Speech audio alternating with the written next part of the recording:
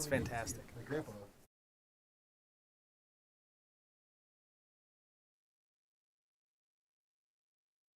Testing. Can you hear me?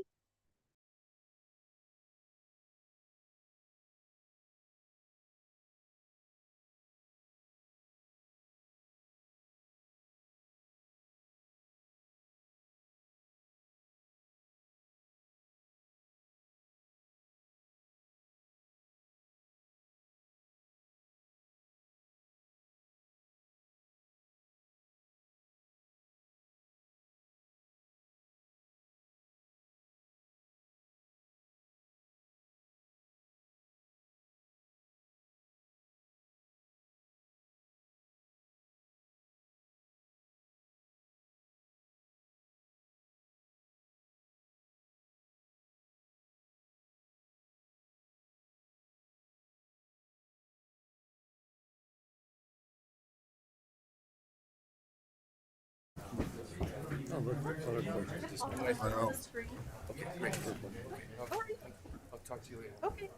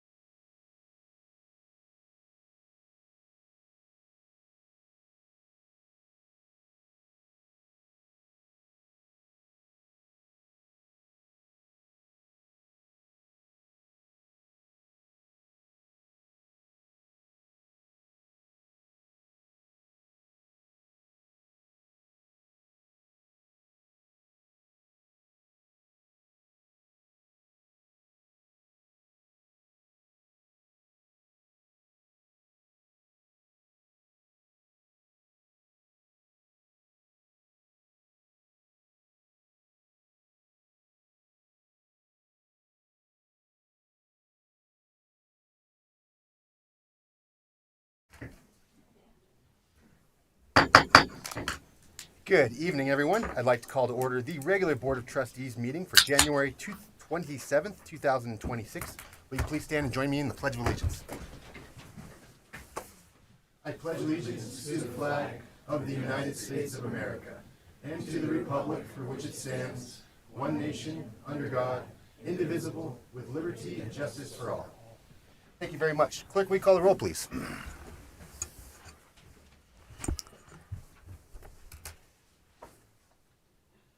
Mayor Karspeck, Here. Trustee Hardy, Yes. Trustee Albrecht, Here. Trustee Wing, Trustee Ayers, Here. Trustee Brody, Here. Mayor Pro Tem Murphy will be absent this evening. All right, thank you very much. Next on our agenda is citizen participation. This is a chance for anyone in the audience to speak to something that is not on tonight's agenda. I'll open up separate public input for the reenactment of certain portions of the Chapter 14 regarding licensing, the road improvement plan, and the Newell Farm Park update. We have no one signed up. Did anyone want to speak that did not have a chance to sign up? All right. Next is, let's move on now to consent. Would trustees like anything removed from consent? Make a motion to approve consent items. Is there a second? I'll second. All right, trustee Wing has moved on consent and trustee Hardy has seconded. Clerk, can we have a roll call vote, please? Trustee Wing, Yes. Trustee Hardy, Yes. Trustee Ayers, Yes. Trustee Albrecht, Yes. Trustee Brody, Yes. Mayor Karspeck. Yes. Excellent. Item number 2 is a town attorney appointment, and we'll turn this over to Administrator Kirk. Thank you, Mayor Karspeck and trustees. As you know, our outstanding town attorney, Erin Smith, is retiring. She is joining us virtually tonight, I believe. She had a little cold and asked if she could join us virtually. We thought that made good sense for her. But we are going to miss Erin and all the hard work that she's done for the town over the last many years. Since we found out about Erin's retirement, we solicited proposals from legal firms. There's Erin on the screen. And we received 2 proposals. We had a interview process last Thursday morning to interview those 2 firms. We had 4 trustees participate in 2 different interview panels. So for those that did participate, we appreciate that you took some time out of your morning to do that. Afterwards, each panel talked individually, not together, and then I was able to sync up and see kind of what the preference was and where those panels both felt like would be the best option for us moving forward. With that as a little bit of background, we would recommend that we enter into a letter of engagement with Hoffman, Parker, Wilson, Carberry, specifically Catherine Sellers and Kendra Carberry to help serve as town attorneys for the town of Berthoud. I think certainly would be interested to hear from the trustees that did participate in those interviews, but I think that it was generally a unanimous feeling that they were the best fit for us, both based on their qualifications, experience, their current client list, all the things that they can offer to the town moving forward. So they'll have big shoes to fill. They're excited about serving in that role for us and would be ready and available to join us at our next meeting on February 10th. So happy to answer any questions, but that's our recommendation. Trustee Wing or Trustee Albrecht, do you have anything to add since you were on the panels? I thought they did. It was a tough decision. I thought they were very good, very well informed, very versed, tons of experience in the background of things we would need. I did bring up that the relationship I think we all had with Attorney Smith was outstanding, and her mannerisms and how she dealt with us, and kind of gave us enough runway to right before we went off the cliff, and that was important to us. And so I thought we had really good dialogue, and again, whoever I think Attorney Smith recommended both of those groups, so they were very, very good candidates for it, and I actually don't think we could have gone wrong with either one, and it was a tough decision, but I think we came to the same decision. Feel the same way? Same sentiments. I thought it was a great experience, and both firms were incredible. The firm that's being chosen tonight, I think, definitely shown as an example of a lot of experience with similar municipalities and issues that we're facing, and we have a really high standard for what that role should be, and I think they'd be really well suited for that. So. Great. Yeah, I agree with, we really couldn't have gone wrong, and at least our panel in the basement was unanimous. It was Mayor Pro Tem, myself, Ann, and Christian, and they're very close. I think this firm stood out because they do have direct municipal experience.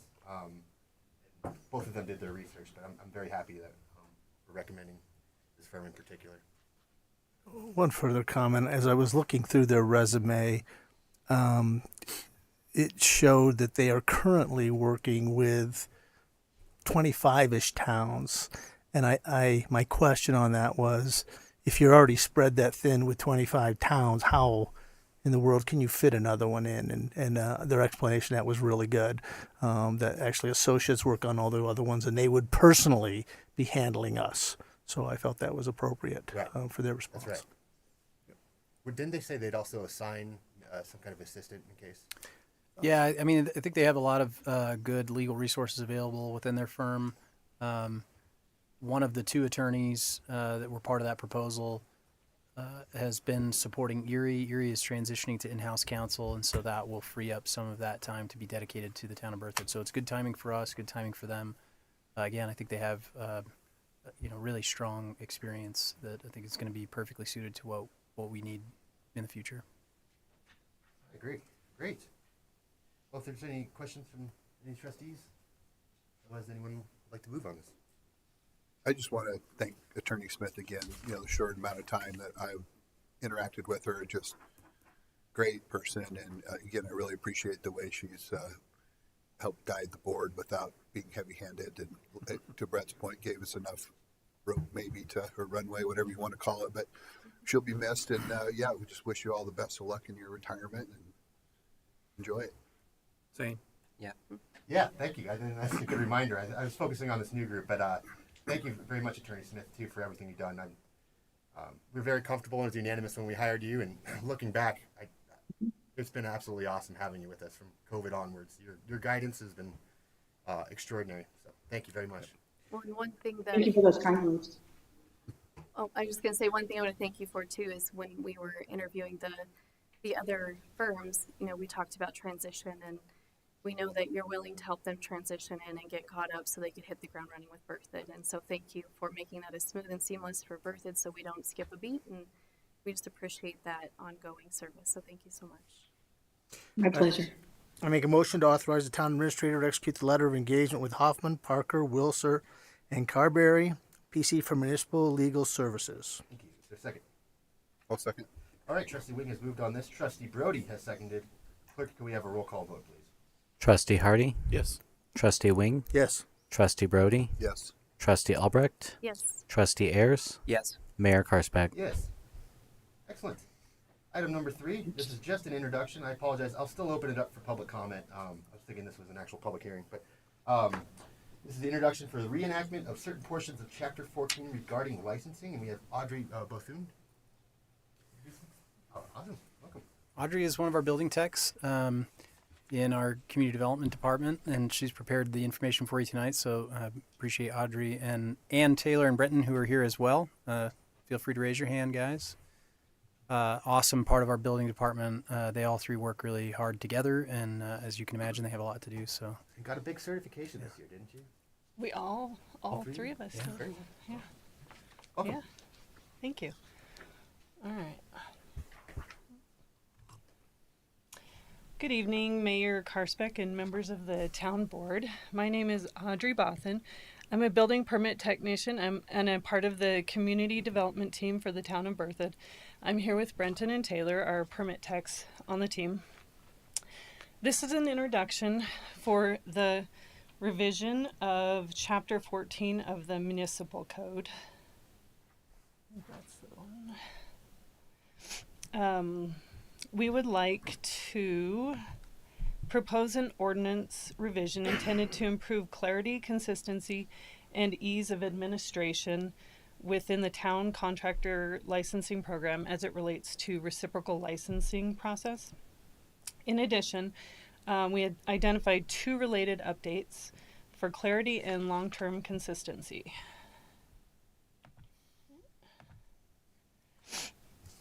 First, the contractor fee reference has been revised to direct applicants to the adopted fee schedule, preventing confusion if fees change in the future, as well as avoiding additional ordinance revisions to the contractor licensing ordinance. Second, minimum insurance requirements have been added to the ordinance to clearly communicate expectations to the applicants up front. The town offers reciprocal contractor licensing with several neighboring municipalities.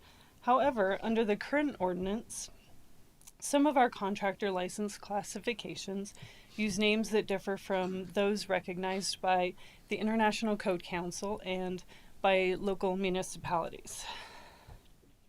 These inconsistencies have led to confusion during the application process, with contractors frequently applying for the incorrect contractor license type. The proposed revisions Update license names to better reflect ICC standards and common usage. This will make the licensing process more intuitive for contractors, especially those who already hold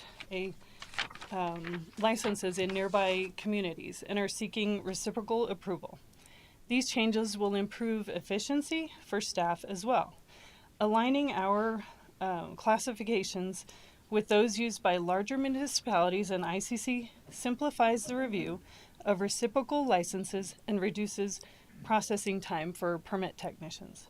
Overall, the revisions will make the ordinance easier to administer and enforce. Staff believe these updates will reduce confusion, improve customer service experience, and support consistent enforcement of contractor licensing requirements. This concludes the staff presentation. I'm happy to answer any questions the board may have. Thank you very much. Any questions, trustees? I guess I have just a clarifying question, just because this isn't my realm of expertise. So where we see the strike-throughs of the fee of $100, was that like previously they would have a flat fee of $100 to? And that's how it is. apply? It's still $100. It's just that if we leave it in there and the fee changes on the fee schedule, then we have to come back and change the ordinance. That makes sense. Yeah. Other questions before opening it up to the public? This is just an introduction, but if there's anyone in the audience that wishes to speak to this, bring it back to the board here. I feel pretty good about this. Great, I do too. I think it's pretty straightforward. So thank you for bringing this up. Great. Would anyone like to move on this? Do you mind if I just make one small comment? Yeah, please. I feel like this is something that I know I hound on a lot with staff, but I want to keep iterating.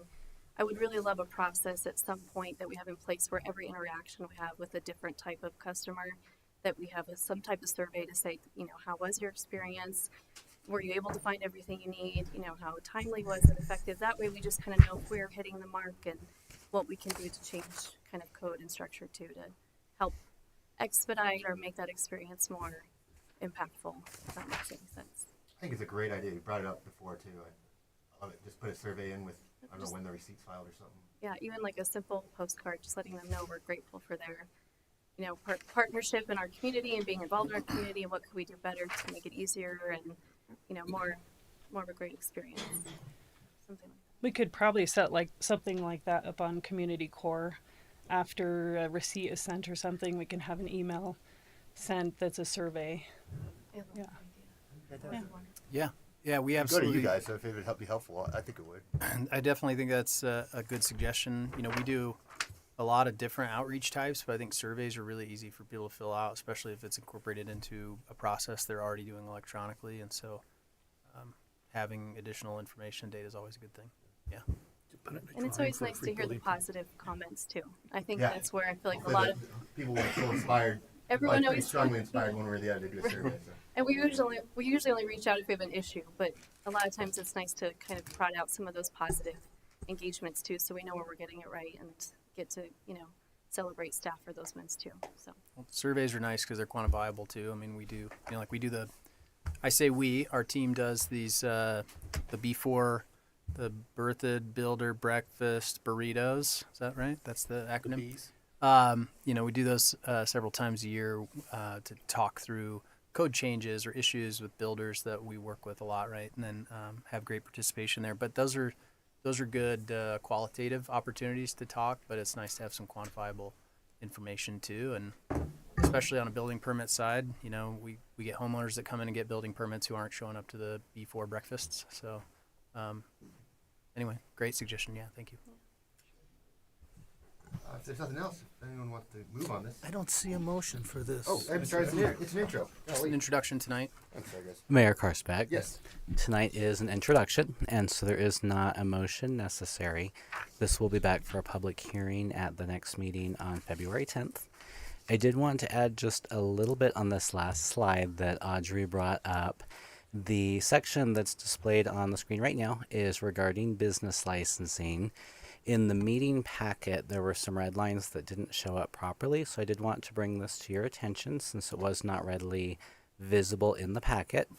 There is a minor change in here, and you'll see that in the strike through regarding chapters 13 and 14. And what this change is really to accomplish as far as the business licensing is to prevent the requirement of really doubling up on business licensing. So as the code is written right now, it technically would require liquor license and marijuana license holders to also apply for a liquor license. And so this clarification would remove that requirement so that we're not requiring businesses to apply for multiple classes of business licenses when they're already licensed with the town. Wonderful. Makes sense. Thank you. Oh, any questions on that? Great. Okay. This was just an intro, and we don't need to set a date because she said it'll be the next meeting, right? That is Okay. correct, yes. Next, item number 4 is the road improvement plan update. We have Keith Knoll here to present.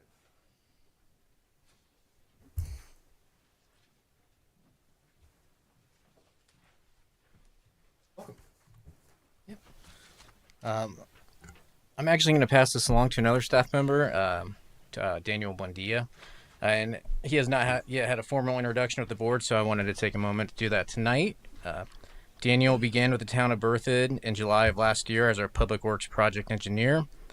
This is a new position for the town. He brings a wide range of prior experience and holds his professional engineering license with the state of Colorado. Public Works oversees our parks, open spaces, cemetery, forestry, and streets, so Daniel will be heavily involved in leading a variety of improvement projects across the town, and we're extremely happy to have him on our team. So with that, I'll let Daniel take it over. Thanks, Keith. Welcome. Thank you. I've got a little script here about what we're going over, but if it gets a little monotonous or you have any questions, feel free, give me a holler. We're presenting the 2026 roadway and sidewalk improvements. All right. That's my first Daniel, if we have a question on a specific slide, would you like us to wait till the end or would you like us to speak up at that time? Oh, that's fine at the time. That'd be great. Okay, thank you. So just a little background on it. In 2025, we conducted the Pavement Condition Index, PCI, shown here. Roadways are evaluated on a scale of 0 to 100. These scores are tabulated into priority ranking. Lower score indicates a road in poorer condition, resulting in a higher repair priority. Ideally, all roads would be a 4 or 5, and that's shown in green for 5. The maroon or brown would be a 4. Priority 3 roads are assessed for treatment to try and return them to serviceability. These you can see in the orange. Priorities 1 and 2 are typically slated for a mill and overlay or a full reconstruction. The goal is to keep it as green as we can.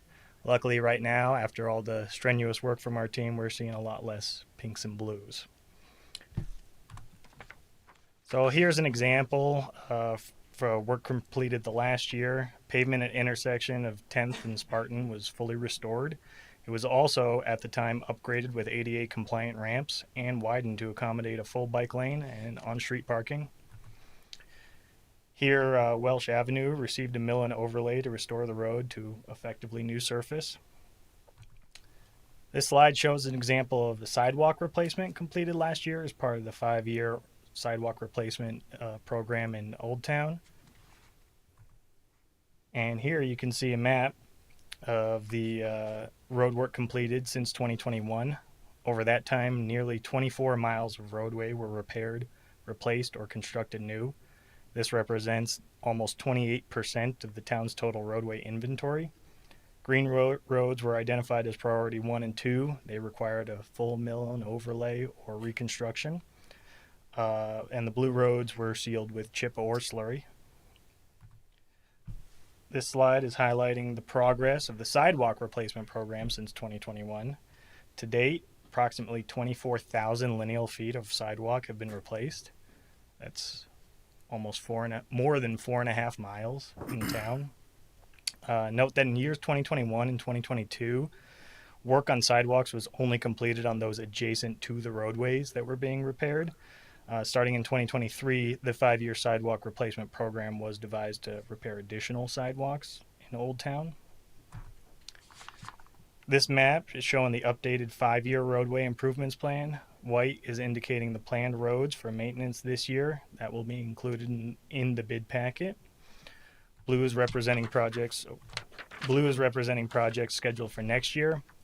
And those streets shown in red are planned for repairs between 2028 and 2030. Each successive year, the roads are reevaluated and the priorities, their number doesn't change on the PCI, but sometimes the priorities are rescheduled for time that works out. And with your approval, these figures would be updated on our streets website. And these next few slides here, they have the 5-year plans listed out showing the road name, PCI-based priority rating, recommended repair type. Note that the roads that are identified as priority 1 and 2 are planned for mill and overlay or full reconstruction. Priorities 3 and 4 are scheduled for maintenance to protect and extend the life of the road. As these are better shown in the memo packet, I'm just going to skip through it a little bit here. I've got a couple examples of some of the road repairs. You can see crack seal, which is the cheapest repair, although it does have limited effectiveness. It's only worth enacting under the right conditions. What it does is it protects roads from getting worse by stopping water from infiltrating into the asphalt or the base, but it doesn't make the roadway noticeably better. Your next step up would be slurry sealing. It has a higher cost, but a much wider range of applications. It smooths out the surface, adds bitumen and binder into the existing roadway, extending its life. This example here is a perfect example of what we don't do in town with a roadway in that poor condition. Slurry seal is a very short-term patch, as it were. And then for milling and overlay, milling you crush up and remove the existing road down a given depth. Then fresh asphalt is placed in an overlay, provide a new road surface. This is the most expensive of these 3 options, and it's only reserved for roads that have aged beyond a serviceable lifespan. This map's showing the final 2 years of the 5-year sidewalk plan. Since we're currently in year 4, shown in red, and the work for next year is shown in yellow. They said Cape. What's a Cape seal? Cape seal is you take a chip. So we didn't talk about it, but chip sealing is a little more robust. It's kind of, you take your slurry, which is your binder and your bitumen, and you add some harder material into it, your rock. They call them chips. They're sizable, so we don't tend to do it on our roads that are in our local roads because it's really aggressive.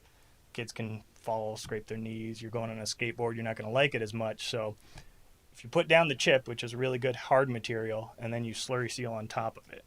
So it makes, you get that chip, which is a good substrate, good strong substrate, and then you put the slurry to smooth it out on top of it. It is a more expensive option, but you kind of get the best of both worlds, and it's still cheaper than mill and overlay in certain applications. Looked like there was one in town that we're doing that on, right? Yeah, for 2020, well, the 2830, we're looking into that for I see. a couple of roads. Really, it's in some of the state streets. We found out in the past years that some of them don't have the ideal amount of asphalt on them. So short of doing a mill and extra overlay, you can just add these on top and you actually get a lot of strength and life out of them because they are still full of the oils in the binder. Thank you very much. Yep. And then new sidewalk and roadway sometimes require design work. This can delay the schedule, increase the complexity of these projects. In some cases, this can take a couple of years before the sidewalk is finally open for use. These right here are a couple examples that we're putting into the plan for your approval for this year. Extending Berthoud Parkway sidewalk north from Hammond to 287. Bunyan Avenue sidewalk on the south side from 4th to about 6th Street Court, and Tipton Road reconstruction. And then with your feedback and approval, staff will proceed with taking these projects to bid and return in March for awarding the selected contractors. I have a few questions for you. Yes, sir. If you could go to your first slide, which I think is technically the second slide. One Okay. more. Yeah, stop there just for a second.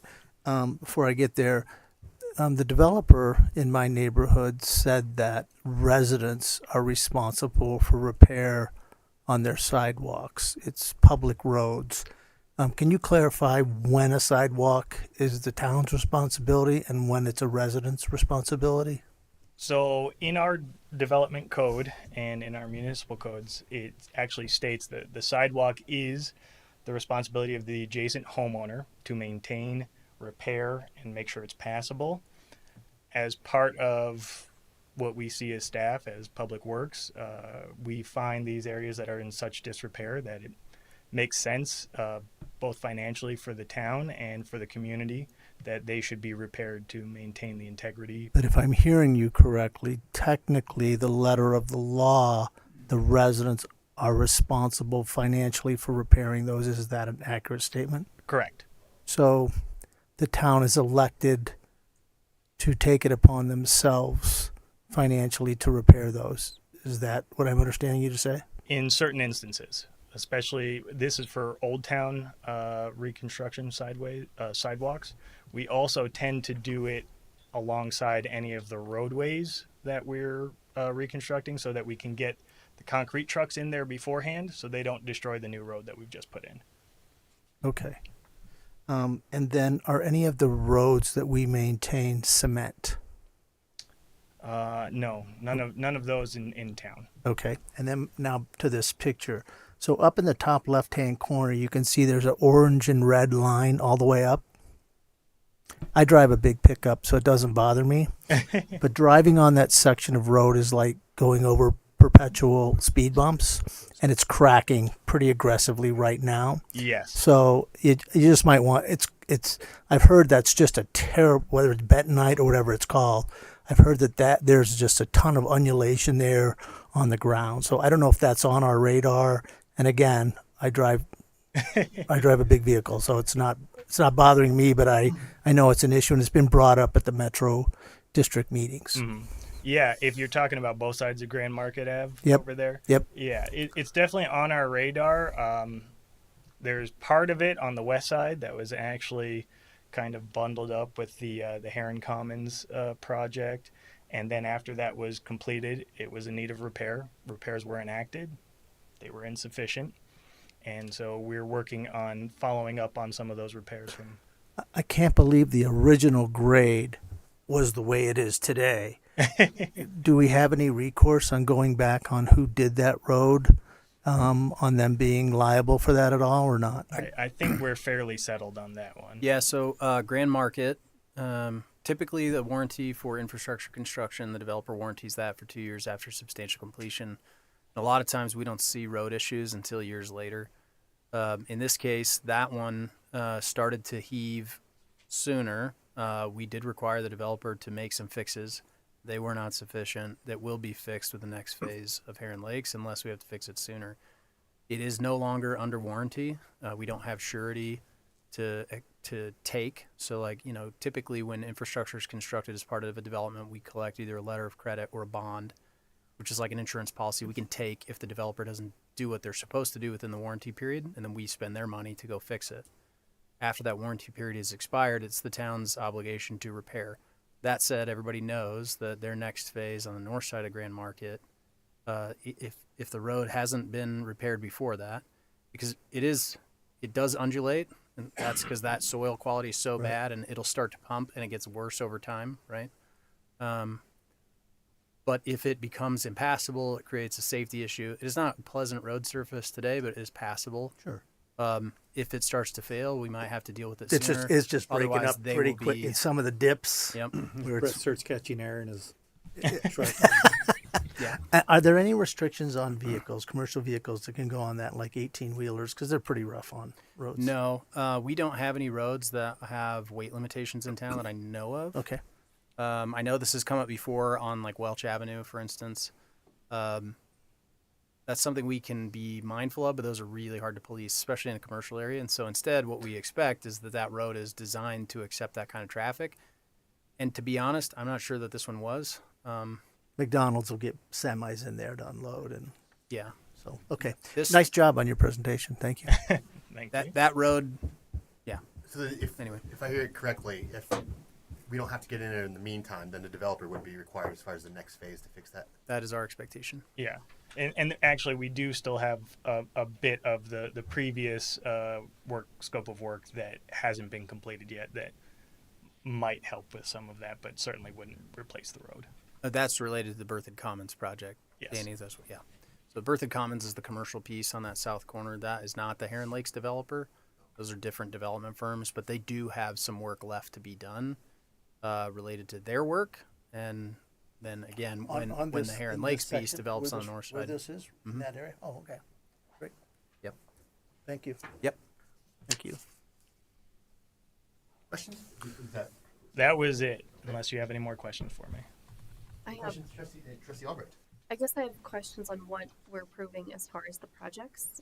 So if you go back to the project design slide, I would just like clarification on what those three major projects are. Oh, okay. Are those what we're approving tonight in addition to the sidewalk and road improvement plan?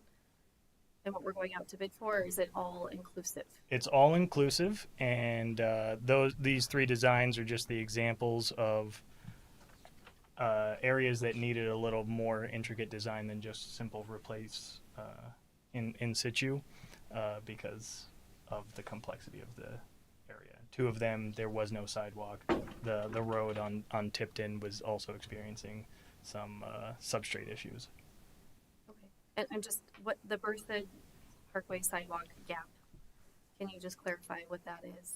That's that stretch on Berthoud Parkway on the north side from the Hammond subdivision north to 287. Okay. So there's the PVREA, there's the open, not a storage site. Mm-hmm. Okay. Thank you. On that, so there's a sidewalk on the south side. So we're putting one on the north side. Is that because there's a stop sign there? It'll go through there. No. You're talking on Berthoud Parkway? Yes. So it's not at the stop sign. It's actually a little bit north of it. It's at the edge of the Hammond subdivision kind of property line. Immediately south of the intersection of 287 and Berthoud Parkway. Yeah, where that outlot is. On the west side of the road where the substation is, the PVREA substation. Okay. Across from the reservoir, essentially. Correct. Yep. Is there anyone in the audience that wishes to comment? Thank you. Oh, go ahead. If you come to the front, ma'am. If you could please state your name and address. Ann Karspeck, 706 8th Street. Just regarding Bunyan, I just forgot my glasses. So, could you, is that going to be? Is that on both sides of Bunyan, or is it just one side? And is that in front of the elementary school, which is in pretty bad disarray? Or? Correct. So on Bunyan, between 4th and 6th Street Court, which is that lovely Y at the north of 6th Street, there is a section on the south side of the street that doesn't have any sidewalk. So we'll be connecting that. And as part of the whole 5-year project, all of the sidewalk on Bunyan between 4th and 10th is also under repair. So that'll be made ADA in front of the Berthoud, or is that under the? Because I was under the impression that was under their new, with the bond being that was also going to be under Berthoud's.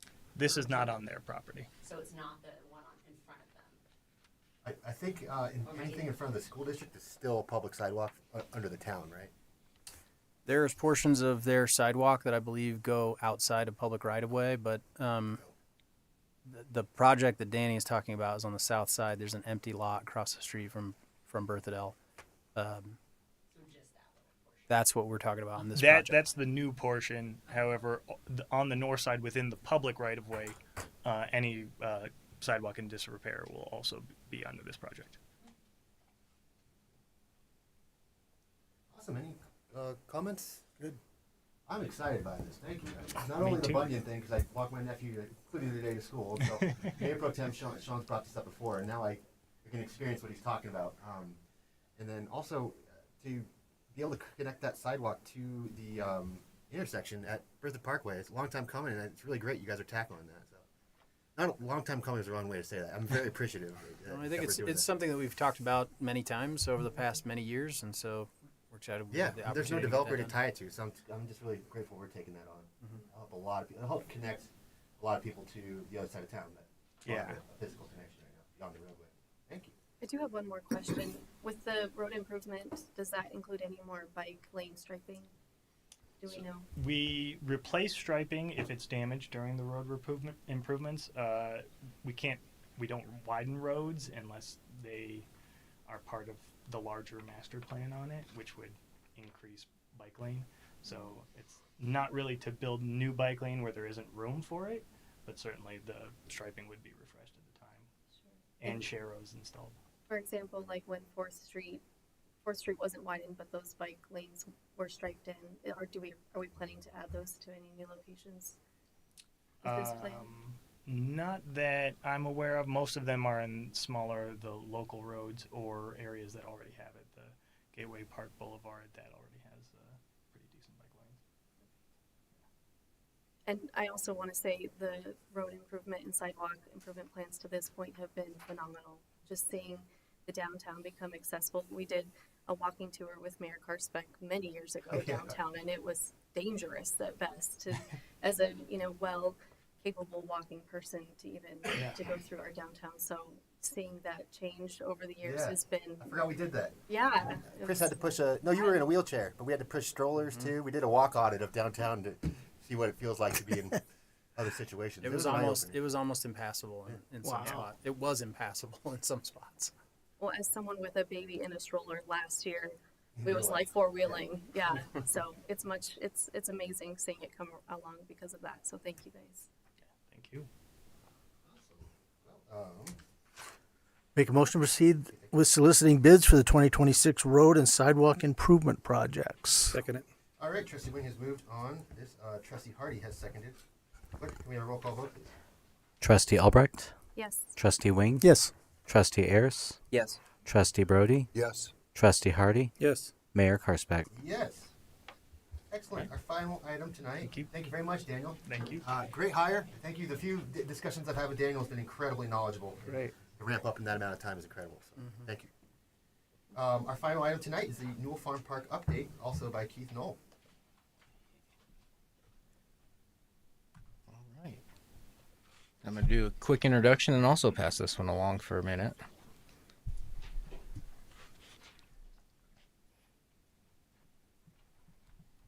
Okay. The Newell Farm property was purchased by the town in 2023. In October of 2025, the board approved moving forward with a conceptual design for the site, which is the early planning phase used to help define the overall vision for the park. We are still very early in this process, and at this stage, it's important to make sure we're heading in the right direction. As we've spoken with a variety of venues across Colorado, one of the first questions we're consistently asked is how many shows are anticipated or at what scale. And part of this is getting into the site, possibly holding an amphitheater or performing arts venue in some sort. This is something that we had those items in the bid process to ensure we did bring consultants on if that's the way we were going with this project. When it was presented to the Port Committee in December, it was still presented as a blank slate project, and then what's being proposed tonight is kind of has been recommended through the Port Committee as well. We're fortunate not to be navigating this process alone. Tyler Kiggins with Wink Associates is here tonight to share what we've learned since November. Tyler and his team have partnered with the town on several projects, including the Jaskowski conceptual design and the Berthoud Arboretum. They've done an excellent job incorporating feedback throughout the process and translating it into designs that reflect what's best for Berthoud, which is always our goal. So with that, I'll turn it over to Tyler to present what we've pretty much been doing since November. Thank you, Keith.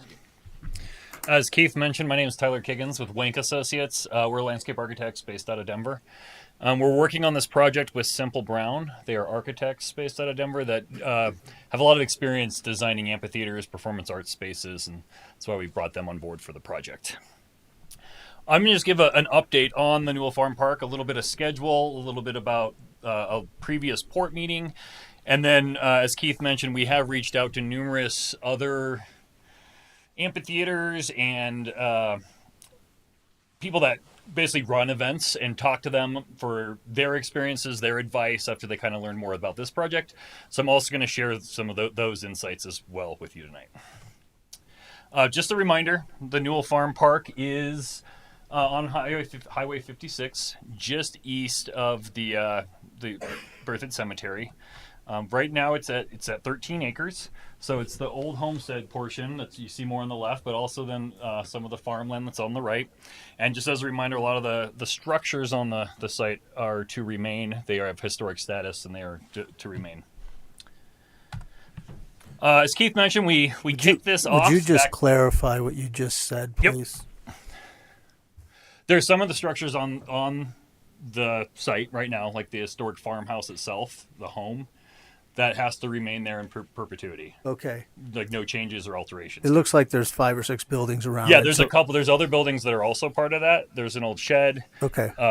Just not all the buildings you see there are. Okay, so the biggest one, the house that stays. Yes, and right now, yeah. Okay. Yep. Thank you. We did kick off in October with this project, met with town staff, and then we came up and toured the site as well. Had a great meeting, gorgeous site.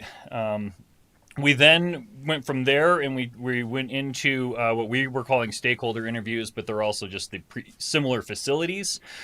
And then I'm here now, in January, talking about just kind of what we've heard from those stakeholder summaries so far from the engagement.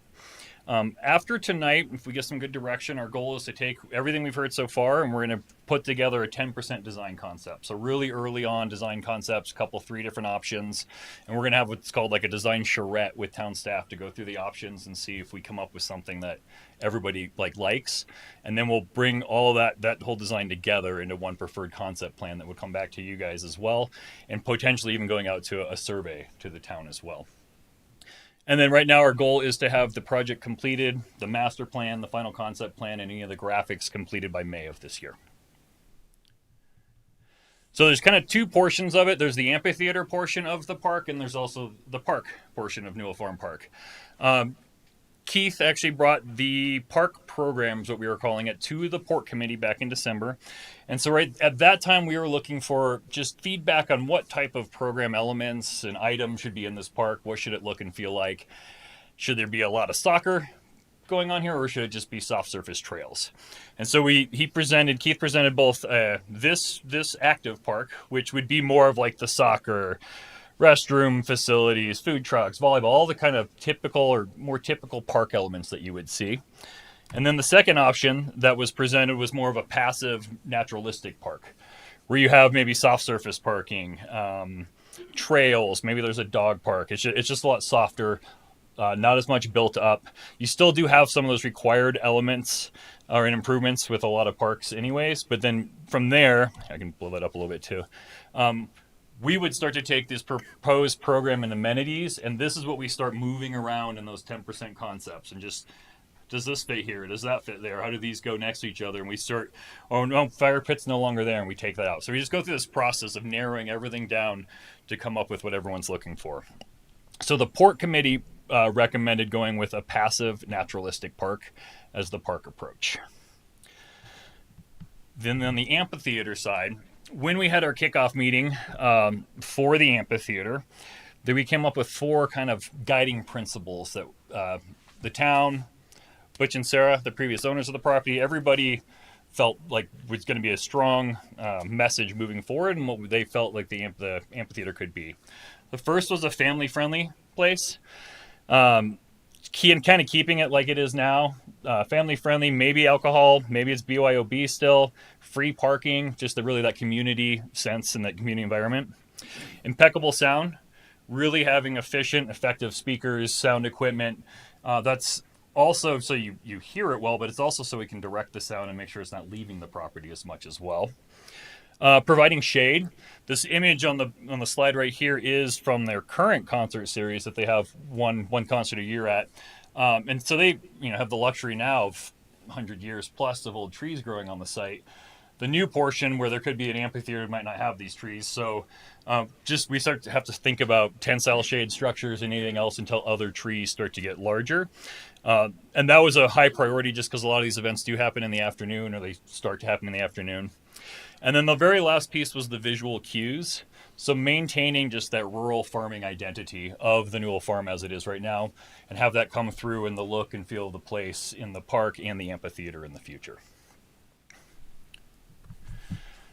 So to learn more about not necessarily competing, but similar amphitheaters and experiences around the Front Range, we did look at these 4 different locations, then we interviewed some Town of Berthoud residents as well. So we talked to people that run either of these programs, or they do the bookings, or they get the talent for the Arvada Center, the Heritage Lakewood in Belmar Park, the Gardens on Spring Creek, which is right up here in Fort Collins, and then Swallow Hill, which doesn't necessarily have their own venue, but they go and they book and have shows at lots of different venues. So they had the opportunity to give us lots of different information from different venues they've been to. And then also the Town of Berthoud, we interviewed a number of residents that have been basically participating and helping out on the Newell Farm concert series in the past, just to get their experiences and what they think is working well. So I'll just share a little bit about what we've heard. I've included images of some of these other amphitheaters that they were recommending, or that we were like speaking to them about, just to get a sense of, not to say like this one should be this exactly or this size, but you'll see a range in these images. Some are a lot more built up, and some are a lot more passive, a lot more just turf and a stage, and some have everything else with it. So what we heard, operations wise, they really felt that you should aim to sell out every show, just to make your investment worthwhile. And that national acts really do require a lot of the infrastructure to like sell out a show. And that infrastructure, I'll get to more of that, but that's maybe more like plumbed restrooms, a green room, good loading. And it can come even down to some of the stage stuff as well, ample size stage, proper rigging, places to hang speakers. All of that helps attract top talent from around the country. On average, the places we spoke with had about 6 to 20 shows a year, and usually in the summer months is what they put on. And usually one of those might be a free show or a really inexpensive show. Clear and direct access to loading, just making that process as easy as possible for any of the talent coming in. A couple of them also really stressed that the people and the employees that run like an amphitheater might not be your typical town employee person, just because the operating hours and the tasks are a little bit different. They really suggested offering a range of programming, both like touring musical acts, but also culturals. And so one thing I forgot to mention is in the future, there's also some thought on the site of a performance arts center or piece to this as well that might sit about 700 people. And then volunteers, great resource. A lot of them use volunteers. The Newell Farm Park, the concert series now uses a lot of volunteers, and everyone says that's a great resource. Stage and sound, the larger stage for a variety of programming. This amphitheater in this image is the Dillon one, which is quite a bit larger, but numerous people that we were interviewing mention it mostly because of the access, which you can kind of see from the back, the road coming in. They really like the access of this location. A lot of them recommended, or what they do right now is they hire out sound and lighting. So they'll hire a company and they'll come and put the speakers up for each show, or put some of them up for the whole summer, and then they'll come back and put them up for each show. They all did say though that if possible, investing in some of that rigging, speakers, helps keep your costs down for each show. It's a lot more upfront investment, but then each talent doesn't have to bring in all that extra equipment, and they don't have to charge as much per show. They all said sound complaints happen. It's just the nature of it. Some things that they do to help is they check sound levels right at the property edge. They go around the whole property edge, and if anything's high, they make sure everybody knows about it and they adjust it. They also recommended sound attenuation walls, a cutoff time, just an early evening cutoff time, and then using like landform and stuff similar to the walls. Lots of power. This speaks to the infrastructure aspects. Lots of power throughout the site, not necessarily just at the stage, but elsewhere on site as well for lighting and other speakers. And then that existing stage that I showed you earlier at the Newell Farm currently, they recommended keeping that as well, just as a smaller secondary option. So if you have maybe like a high school performance or a smaller performance, they could use the smaller stage. Or you could have more of an event, like a day-long event where both stages have concerts going on, and you could kind of meander back and forth between them. All of them really had like the grass surface for a majority of the amphitheater, and that's what we were looking for. Gentle, nice slope. Something I wasn't thinking about was definitely considering somewhere to hide in inclement weather. That time in the afternoon, in the summer, storms can come in for a little while. They really stress the importance of that for staff and the talent as well, just so they could keep setting up and keep doing what they need to do to keep the show running, including shade. And then chair sitting, blanket sitting, and dancing all need to coexist at somewhere like this. So it kind of just speaks to how you set up the amphitheater and if there's a spot to sit versus a spot to dance. This is the performance park in Estes Park in this image. Some of the town residents we interviewed have played here a number of times, and they thought this was a really good comparable amphitheater. This is the Heritage Lakewood Belmore Park Amphitheater in Lakewood. I see this one pretty similar to what could occur here in that this one was historic kind of buildings and campus to begin with, and then they brought in the amphitheater. And they kind of use some of the existing buildings for some of these services, and some of them they don't. They use for other park services. When interviewing them, though, they did say that it did, because it was kind of created over time, they do have some factors with bringing talent to the stage and equipment. They drive a lot of golf carts around. That makes it really difficult. So they were just stressing the simplicity of access. But then that stage is more of like, a shade canopy. It's pretty simple. It's just the stage as well. They all had general admission seating. Nothing was specific seating, considering the views behind the stage. And then they all felt south or north facing could be successful, but the preference really was for a northwest facing stage, which would work pretty well for this location because it's just going away from future development that's just south of it. The sound would be. So support facilities, other aspects that are in and around that help make it successful. One is elements to help kids play, entertain them, and the sandbox, anything we can do to have a place for kids. I mentioned like power everywhere. This is another example. A merchandising tent. They all mentioned a merchandising tent and how it needs to have both power and Wi-Fi so they could run their credit card sales and do everything they need to do. And then food and beverage is a nice to have. They all have food and beverage. There's a variety of different, some are BYOB, some of them have food trucks. They did mention some concerns with food trucks just about the efficiency and how many people you can feed and how many food trucks you actually need for a larger event. And then some of them have alcohol and some of them don't, and it just depended upon the venue if it really helps them generate revenue or not. Some of them, they didn't seem like it mattered, and some it was a big deal to them. Other support facilities, number of facilities throughout the country, it sounds like we're using portalettes, but plumbed restrooms are really the preference, especially for talent. They really want the plumbed restrooms.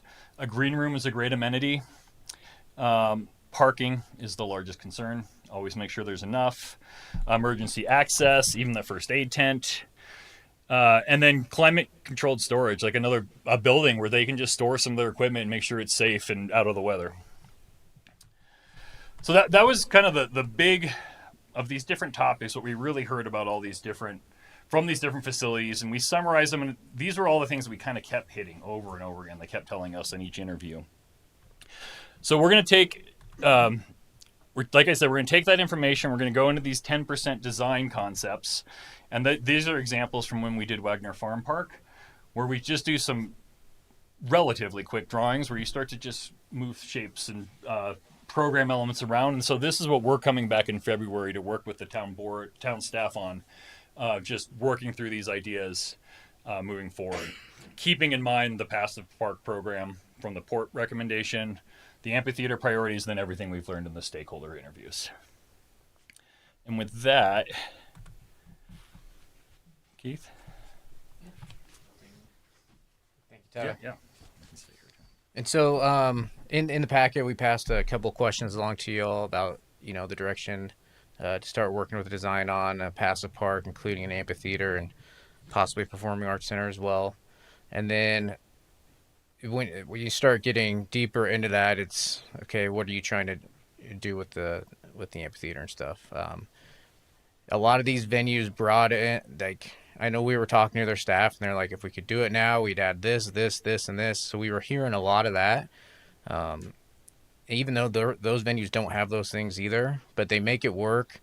It seems like it's that balance of what's hard for staff, what do we need now. It seems like there's always a service that can also be used as well to bring that in. So I think that's a balance we'll have to figure out with the site as well, if this is the direction you all want to move forward with. So I think with that, we can pass it along to you all for questions, feedback, Awesome. comments. Thank Yeah. you. We do have Sarah and Butch and would like to speak too, but trustees, do we have any questions right now?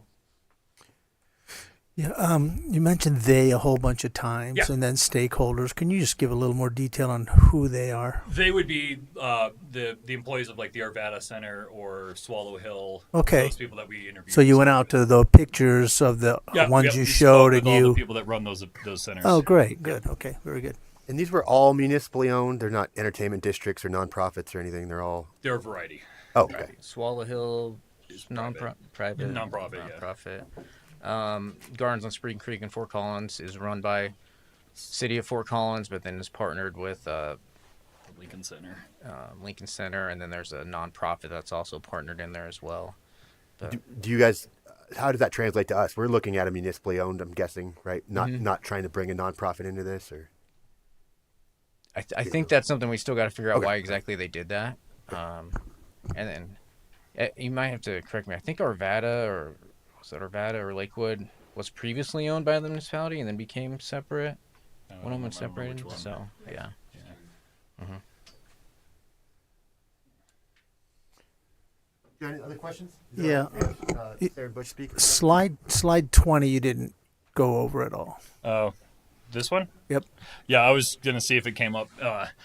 This was just we are, as Keith mentioned, I'm working also on the Arboretum project, and so there is a small event lawn at the Arboretum, and I think we just wanted to make sure this was mentioned or if it came up in the conversation as something else that is happening in the town, just as a reference.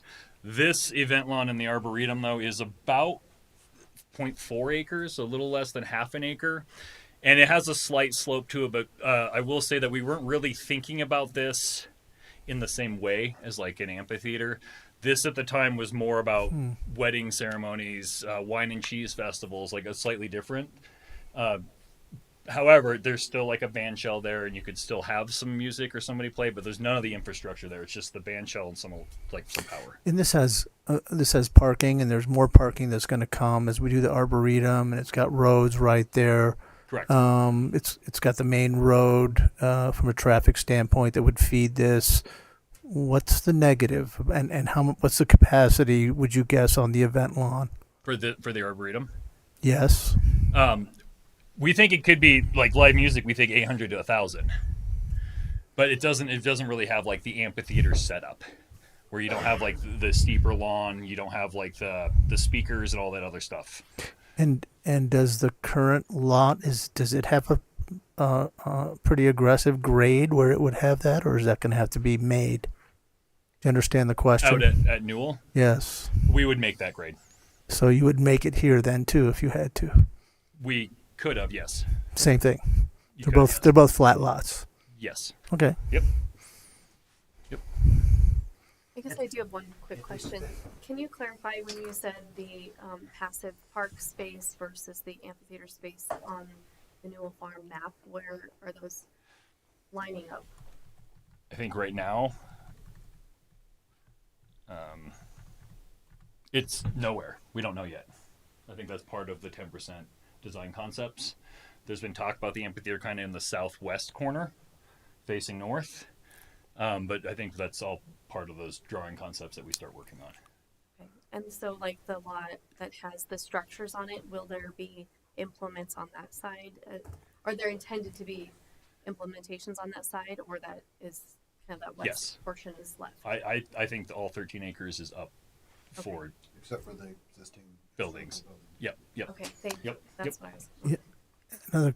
You done? Another comment I would like to make is, if it's used 6 times a year, that doesn't seem like we're getting a return on our investment. Whereas if it was an active park where it had soccer fields and playground, it could be a destination. So again, I don't know where we're going with this or what kind of discussion we need to have on it. But but I want to make sure that this gets use. And if a passive naturalistic park is not going to drive our residents to it, especially our young residents, our young families, I just think we should at least have some dialogue around that. Yeah, it's kind of. It's just a tough nature here without knowing numbers, and I think the two questions for discussion are: is 15? Do we want to go up to like a large amphitheater? It said 1,500, right? And then it seemed the second topic would be: should layout be for local talent or regional talent? I assume, just guessing by the board, we'd probably want to. It's hard to know without the numbers, and we're kind of early on in this. Right, and that was kind of tough during the stakeholder interviews. They kept how are you guys gonna run it? And it was like we're not there yet. Not there yet. Okay. And if it's a variety of feedback, I think we're good at working through that a little bit. I mean, it'd be nice to know if it's leaning one way or another, but we do come back in March with kind of the 10% to share with you all at that point. There's a phrase in the business world: dominate, don't dabble. And I don't know if could this handle the Rolling Stones? How big do we want this to be? Exactly. How, do we want to, we're going to really limit ourselves if it gets too small, right? To acts that can come. So I guess we're looking for the experts to tell us. It's pretty out there right now, right? It's pretty open around. I mean, I know there's neighborhoods going in around it. And, can we make it versatile enough that it can handle small venues, although we said one of the options was keeping the existing for small venues. So that would indicate to me then we should go with a bigger one here so that it can handle some national acts. Is that logical? If it's okay, I just because we made this mistake last meeting, Sure. would it be okay if we go to public? Absolutely. before we I'd like to. deliberate? Sure. Especially because these guys are kind of subject matter experts on this. Sarah, Lincoln, Butch Haas, and Casey Grace, you all spoke if you want to speak. Okay, great. And then anyone else wishes to speak after that. We'll start with Sarah Lincoln. My name is Sarah Lincoln, and I live at 236 Highway 56. We would like to thank Wank, Semple Brown, town staff, and you, trustees, for the quality time spent on Newell Farm Park so far, and for posing important questions before putting pencil to paper on the concept plan. Butch, Casey, and I are here to address the second question as to whether the park layout should be designed to support local performances versus national and regional acts. We believe the latter, because that's always been our vision. That's how we made money, and the town can make money, and that's what the Berthoud folks tell us they want. Here's our current mission in support of this, folks. Newell Farm offers family-friendly national and regional music events that kindly care for friends and neighbors to create magical memories for all with a sense of place. For the past 23 years, the Newell Farm Amphitheater has been successful, and a new, larger amphitheater will be just as successful. Hannah Alcar and Joe Scott from Acoustic Eidolon sent an email to you today in which they made this point as well, and I quote, "We're an international touring duo that's based here in Berthoud, and we're in close alliance with Newell Farm. We love calling Berthoud home while we tour full-time, mostly out of state and overseas. We've been either performing or working the Newell Farm concert every year since its inception, and we believe in it and its success in this community. By having the higher national caliber of act, you increase the audience draw that comes with that. And perhaps most important of all is the trust you build among your audience. They will come to the concerts of acts that they haven't heard of, just to come, because they trust that it will be a fabulous show and experience. That is what has already been created with the farm concert at Newell Farm. And it's the momentum we'd like to see with this new amphitheater going forward. That trust has already been built. To step that down to become a more local-only act venue would break that momentum that Berthoud has already going for it." End quote. So Hannah and Joe nailed what we learned. The level of talent that the town brings in can be so special that the folks want to attend a concert no matter who is playing. And that's exactly what we find. The fact that it's practically in their backyard with no muss or fuss, and that they can share it with their family, friends, neighbors, makes it all the more special. So our desire is to continue with the original vision, to bring in national and regional acts, and to build an amphitheater and eventually a community arts center to support that vision. This is very doable, and we're happy to help town staff with project management plans, standard operating procedures, help in buying talent. As a matter of fact, Hannah and Joe can do that. Volunteer coordination, whatever is needed for the amphitheater to succeed in our sweet, very engaged community. In fact, Jeremy and Keith, we would like to offer to include you in our farm concert planning this year, if that would be of interest to you. Thank you. Thank you. Thanks. Casey Grace. Hi everyone, I'm Casey Grace, Operation Manager of Newell Farm, and I live at 2188 Cadman Street. So I wanted to provide my comment in response to the second question that was posed on whether the amphitheater should hold local acts or national acts. We have been hosting national acts on the existing lawn and using the existing infrastructure for years. The answer to this question is quite simply, yes, we should. We should build the amphitheater to accommodate national acts. Let me give you some examples. In 2024, we had John McEwen from the Nitty Gritty Dirt Band. That's actually the second time he's played at the farm concert. In 2023, we had the Quaby Sisters from Texas, who won our hearts with their tri-fiddle playing and their harmonies. In 2022, which is an amazing year, it was the 20th anniversary of the farm concert, and we hosted Riders in the Sky. That picture you actually saw on the PowerPoint presentation from Tyler. It was on the top priority slide. That's Riders in the Sky on our stage on Newell Farm. By the way, this was also the concert that we sold out in 5 minutes. We had 500 patrons, plus more than you can take, plus more when you take into account the talent, volunteers, and vendors. 2019 was Bill Kirchen and Commander Cody. We've had Michael Martin Murphy. We've had Baxter Black. Going all the way back to 2004, we had Bernie Ledden from the Eagles that played at the farm concert. And even Berthoud's own Acoustic Eidolon, who is not just a national act, but an international act. So this has always been our vision for Newell Farm. We've wanted to grow this and grow it larger, but didn't have the infrastructure in place. People want to come. Now we're at a point where in order to provide this experience of bringing national acts to more Berthoudians, we will need to have those resources. So you've heard my yes, and now I want to voice some words of encouragement as we continue through the development process. I can understand from the town's perspective how daunting this might feel to think about how do you host national talent. The great thing is that you've got a whole Newell Farm team who has been doing this for over 20 years, who has been planning the concert with 3 or 4 main people who get paid the big volunteer dollars and who are ready and willing to help transfer and transition our vision to the town.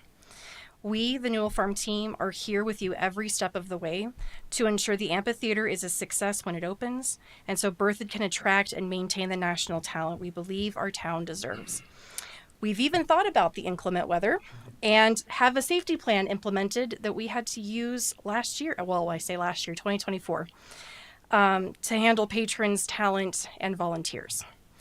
So please don't let the size of the amphitheater or the thought of a huge national act deter you from choosing to approve the site to be built to support this vision. Thank you. Can I ask a question of her? Can we get, yes, I guess, sure. Is that okay? that all right? Go ahead. Yeah. Can you clarify? I'm a little confused on something. Sure. Just if you, a number of things you said, I can use clarification. I keep hearing whatever the terminology is, or vernacular for rural, country, farmy, and then I hear national acts. And when I think of national acts, I'm thinking we're on the tour, baby. You know, these national acts are coming in. This is legit. It's big. We're gonna rock with this thing. Can you help clarify those two ideologies?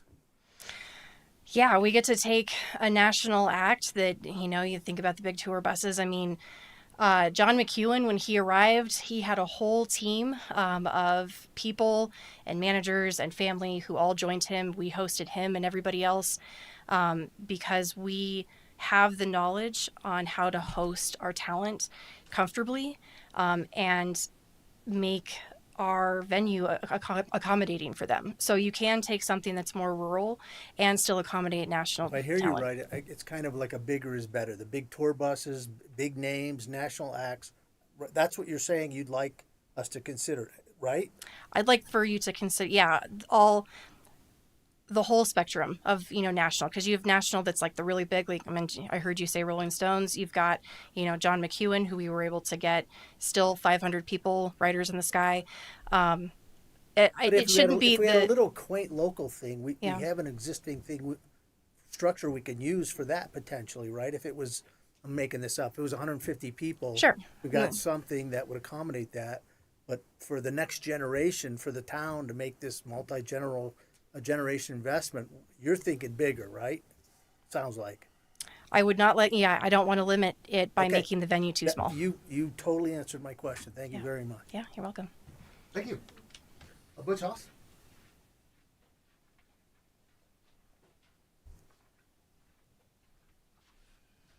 Hi, my name's Butch Hawes. I live at Newell Farm.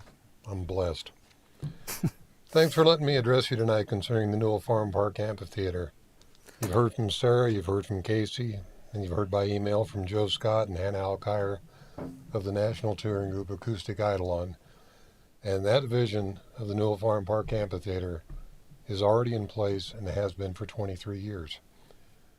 A jewel of the Berthoud community, the annual farm concert held at the existing amphitheater in Berthoud, has been hosting concerts every summer with unmatched records of success. The reason? Community. The shows are tailored to fit what folks in the Little Thompson Valley want to see and hear. And for that reason, we sell 500 tickets every year in 15 minutes or less. That's both a blessing and a curse. We know exactly what budget we have to work with, but we also know we could sell 2 to 3 times that many tickets if we had the room to do so. And a very important point here, we do this year after year on ticket sales alone, without grants, sponsors, or other outside revenue streams. We're profitable, or we couldn't do what we do. So briefly, let me talk about what that looks like. We sell a $50 ticket to a 3-act show that starts in the afternoon and ends at 9 p.m. That lineup includes 1 national act, 1 regional act, and 1 local group. That means we have $25,000 to buy talent, pay experts in the field of concert production, secure portalets, buy food for catering, and a host of other expenses that always crop up. With that budget, we've brought in Bernie Ledden, founder of the Eagles, John McEwen and Jimmy Ibbotson from the Dirt Band, Don Edwards, who co-starred with Robert Redford in The Horse Whisperer, Riders in the Sky, who won a Grammy with their song Woody's Roundup in the movie Toy Story, and a host of other performers, too numerous to mention, all on a $25,000 budget total each year. So there's dozens more waiting for their chance to play the Newell Farm stage because, frankly, word in this business, good word in this business, gets around pretty fast. So imagine a 1,500-seat venue with a $50 ticket. I see some of you math scholars out there who already figured out that comes to $75,000. For those of you who punched it in on your phone, I forgive you. I sucked at math too. There's hundreds of acts in every genre that you can hear on the radio or stream on Spotify that can be brought in here for half or less of that figure, and that includes the additional expenses involved. The balance could go back into the town coffers. Imagine that, a profitable park. The jump from 500 seats to 1,500 seats is a small leap of faith, and doable. We're only going to do this once. Let's do it right, and let's create a magical, memorable experience for the people of this wonderful town. It's time to give our residents something they can't get anywhere else. Thanks for your time. Thank you very much, Mr. Hollis.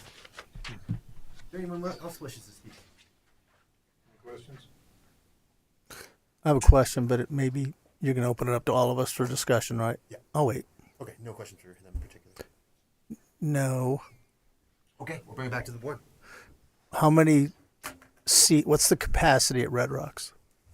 8,000. 8,000? Yes, sir. About 8,200 actually, if you do overflow seating. Thank you. And they obviously have national acts nonstop, right? At Red Rocks. I played there many times.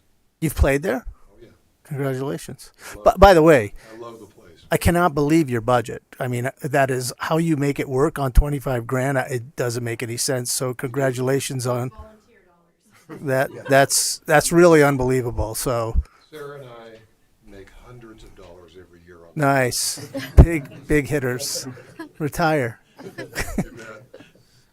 So now we're going to have some discussion. Look, I like go big or go home.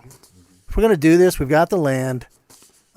You can always scale back. You can always have the infrastructure that handles, I don't know if it's 8,000, and then you have 200. I mean, or 1,000, but you can't go bigger. So, we've got an opportunity to put ourselves on the map and really have an awesome venue and be talked about and maybe get on the national tour for some of these. I don't know how you go wrong. It just sounds incredible, and we got the interstate just down the road.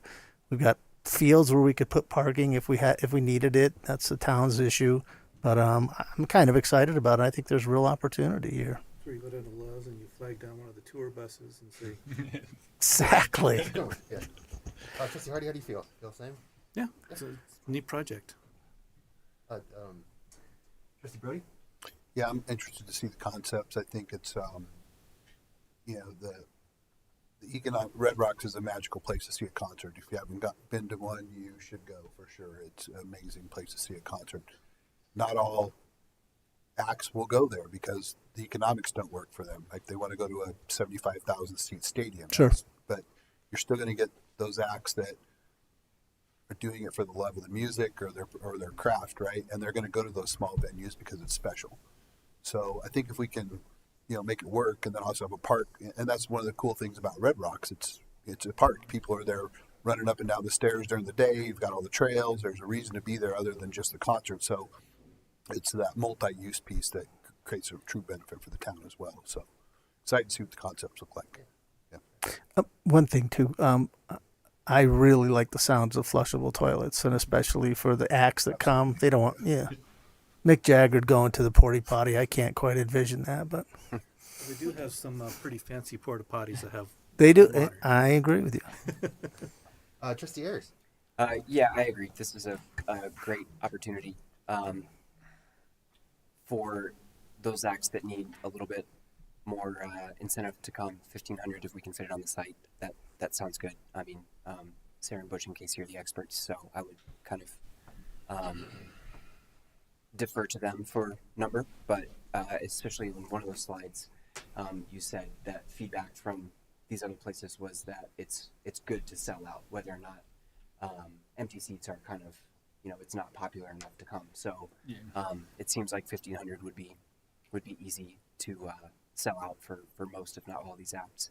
And then for the local performances, I agree with Trustee Wing that you can always have a smaller act play on a bigger stage, and the secondary stage, the original stage would be the secondary stage. That's there as well for infrastructure. So I think that makes sense to sort of focus it on regional or touring acts for point number 2. And as far as the passive park aspect, being at the meetings with Port with their feedback, and just thinking about it myself, the passive park aspect was much more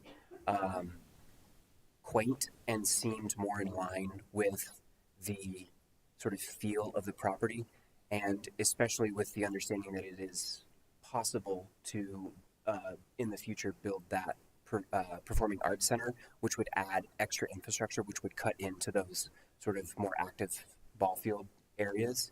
So You clarify one thing on that. The pictures, they show like a playground. They show bocce ball.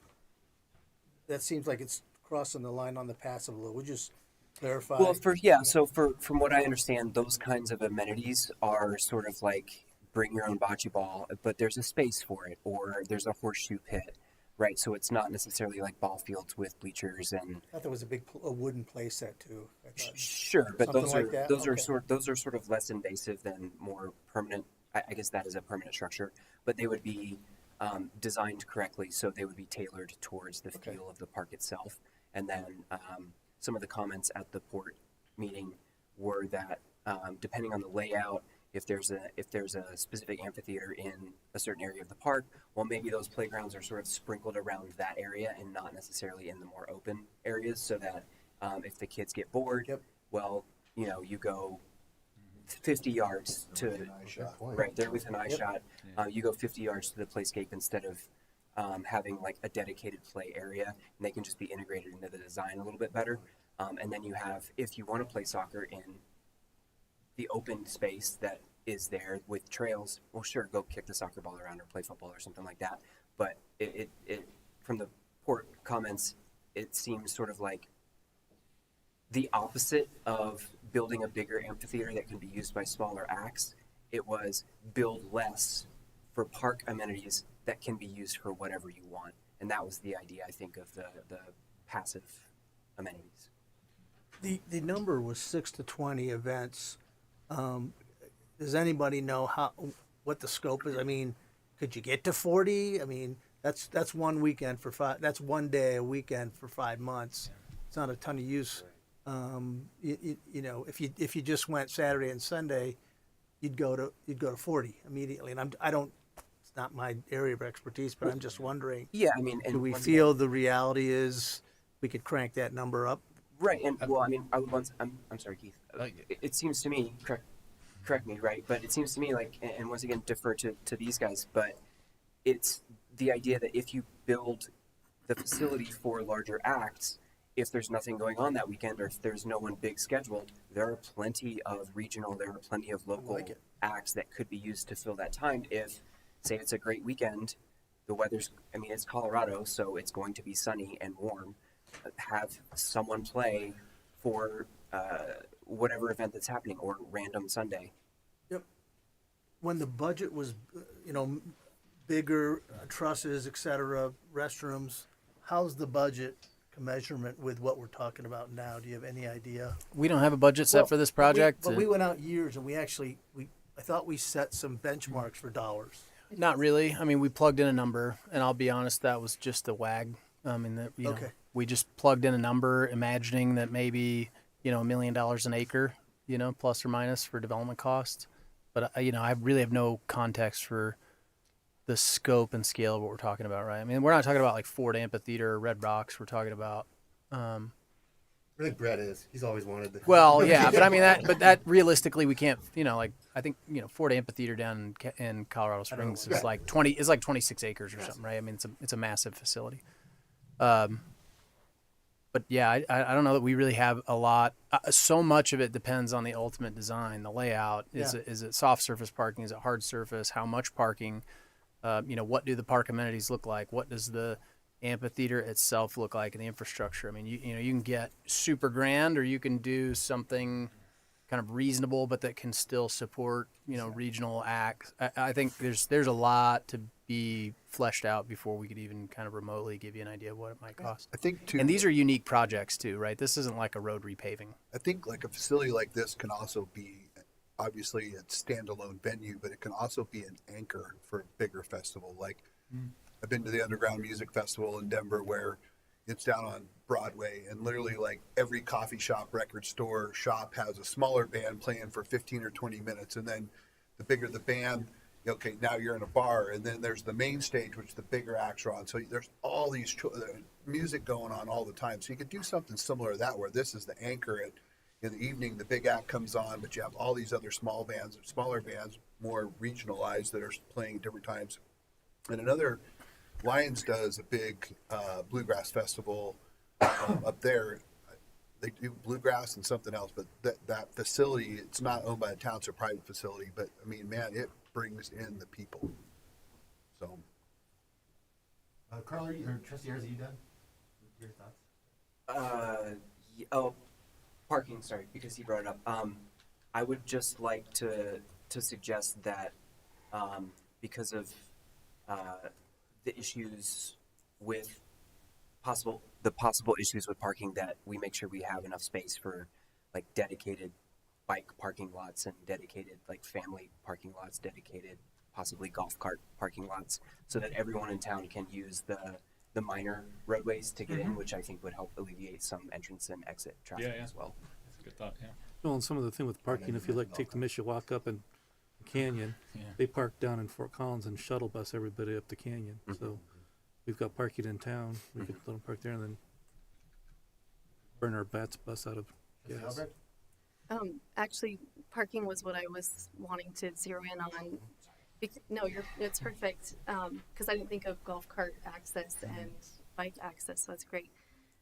And I'm visual, and because the map and the scale, I'm not really sure with the juxtaposition of a large scale amphitheater, would we have thousands of parking spaces available, or are we looking for them to fill in a network of neighborhoods? Do you have We did some concept? preliminary, like really preliminary just scale studies, just when I did the park program stuff for Keith, just to make sure like what we were saying could fit. The amphitheater, the turf lawn spot is about 3/4 of an acre is all. So more once you include kind of the stage and some stuff around it. And then we had about 2 to 3 acres for parking. And so then the whole site's 13 acres right now. And then like a passive scenario, you could just mow an area and park there, kind of like they do now, versus building a whole full Park on the soccer field. Yeah.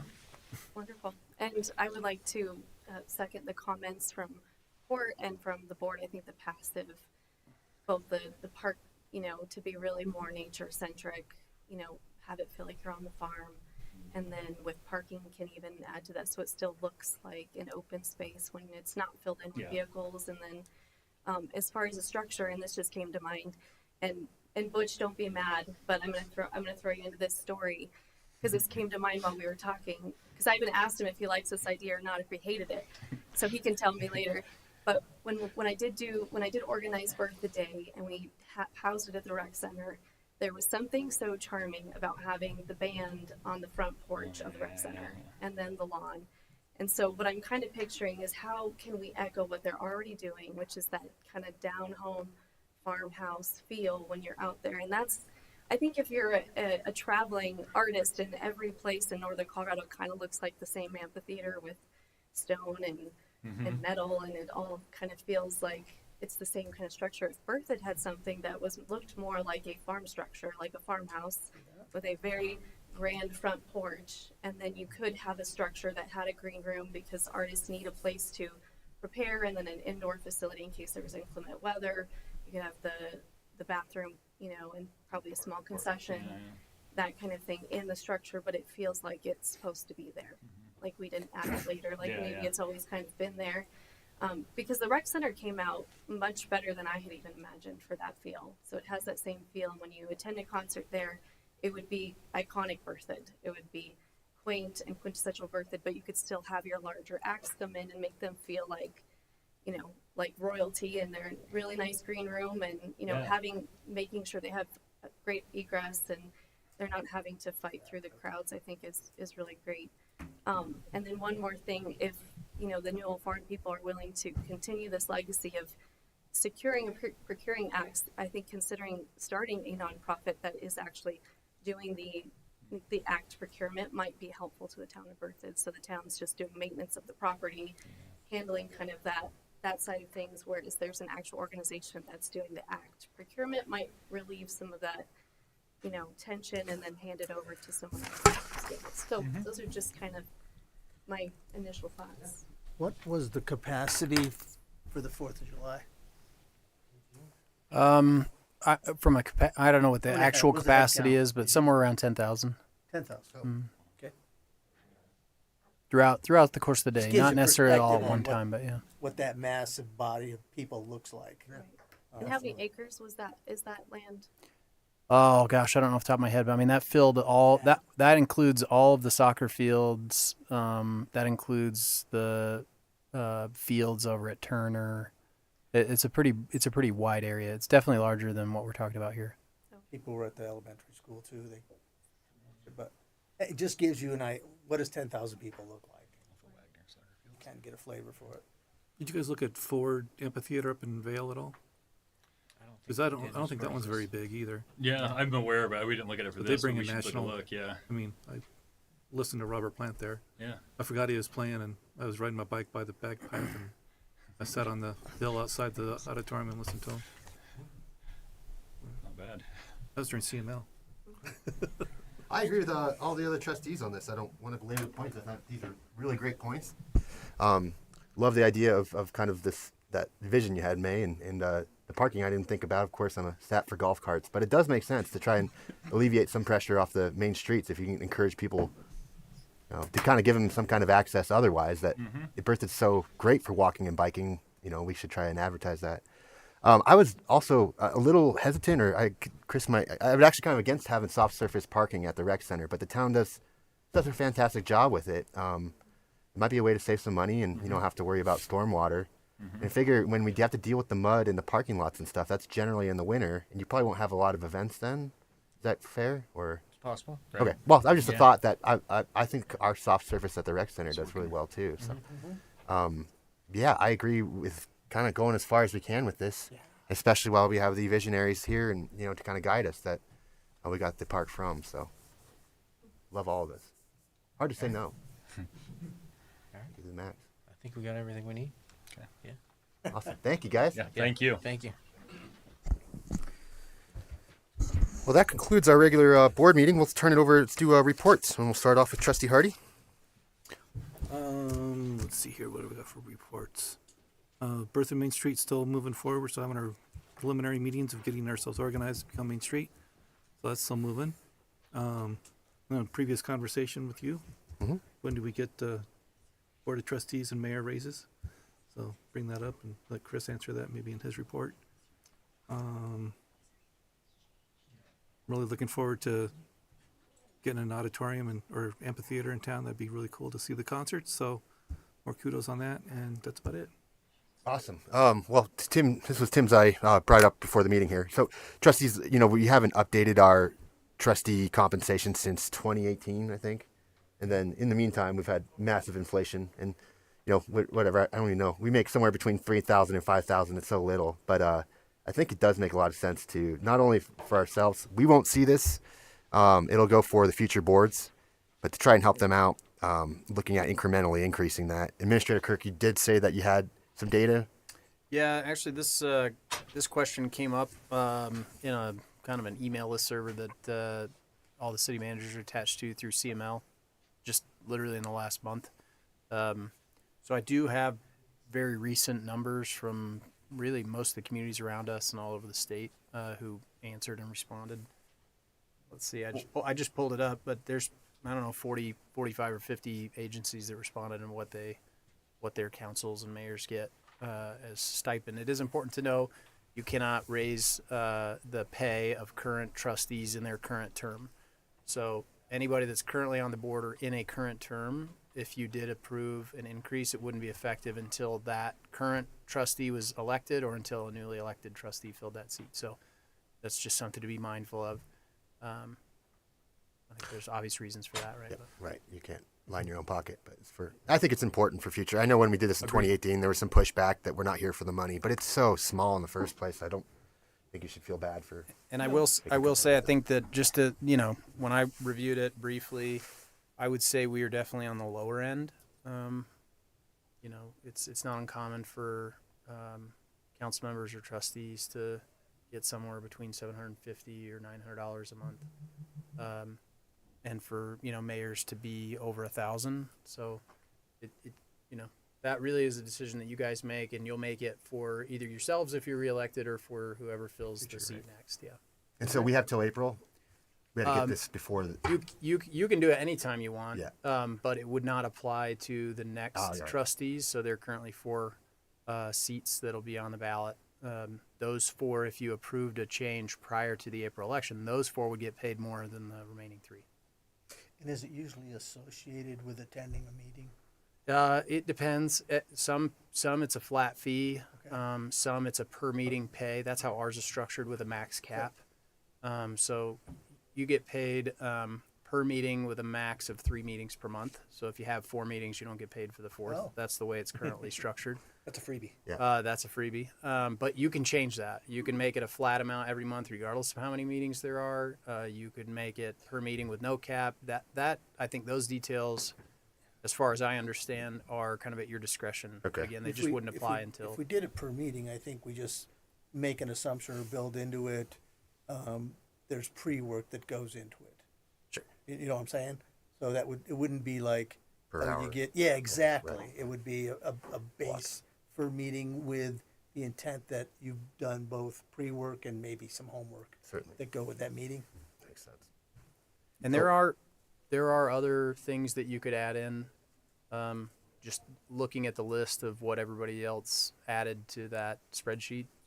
Some agencies cover rec center memberships for trustees. Some agencies allow you to participate in health insurance or in retirement, typically at your own cost, but those are options.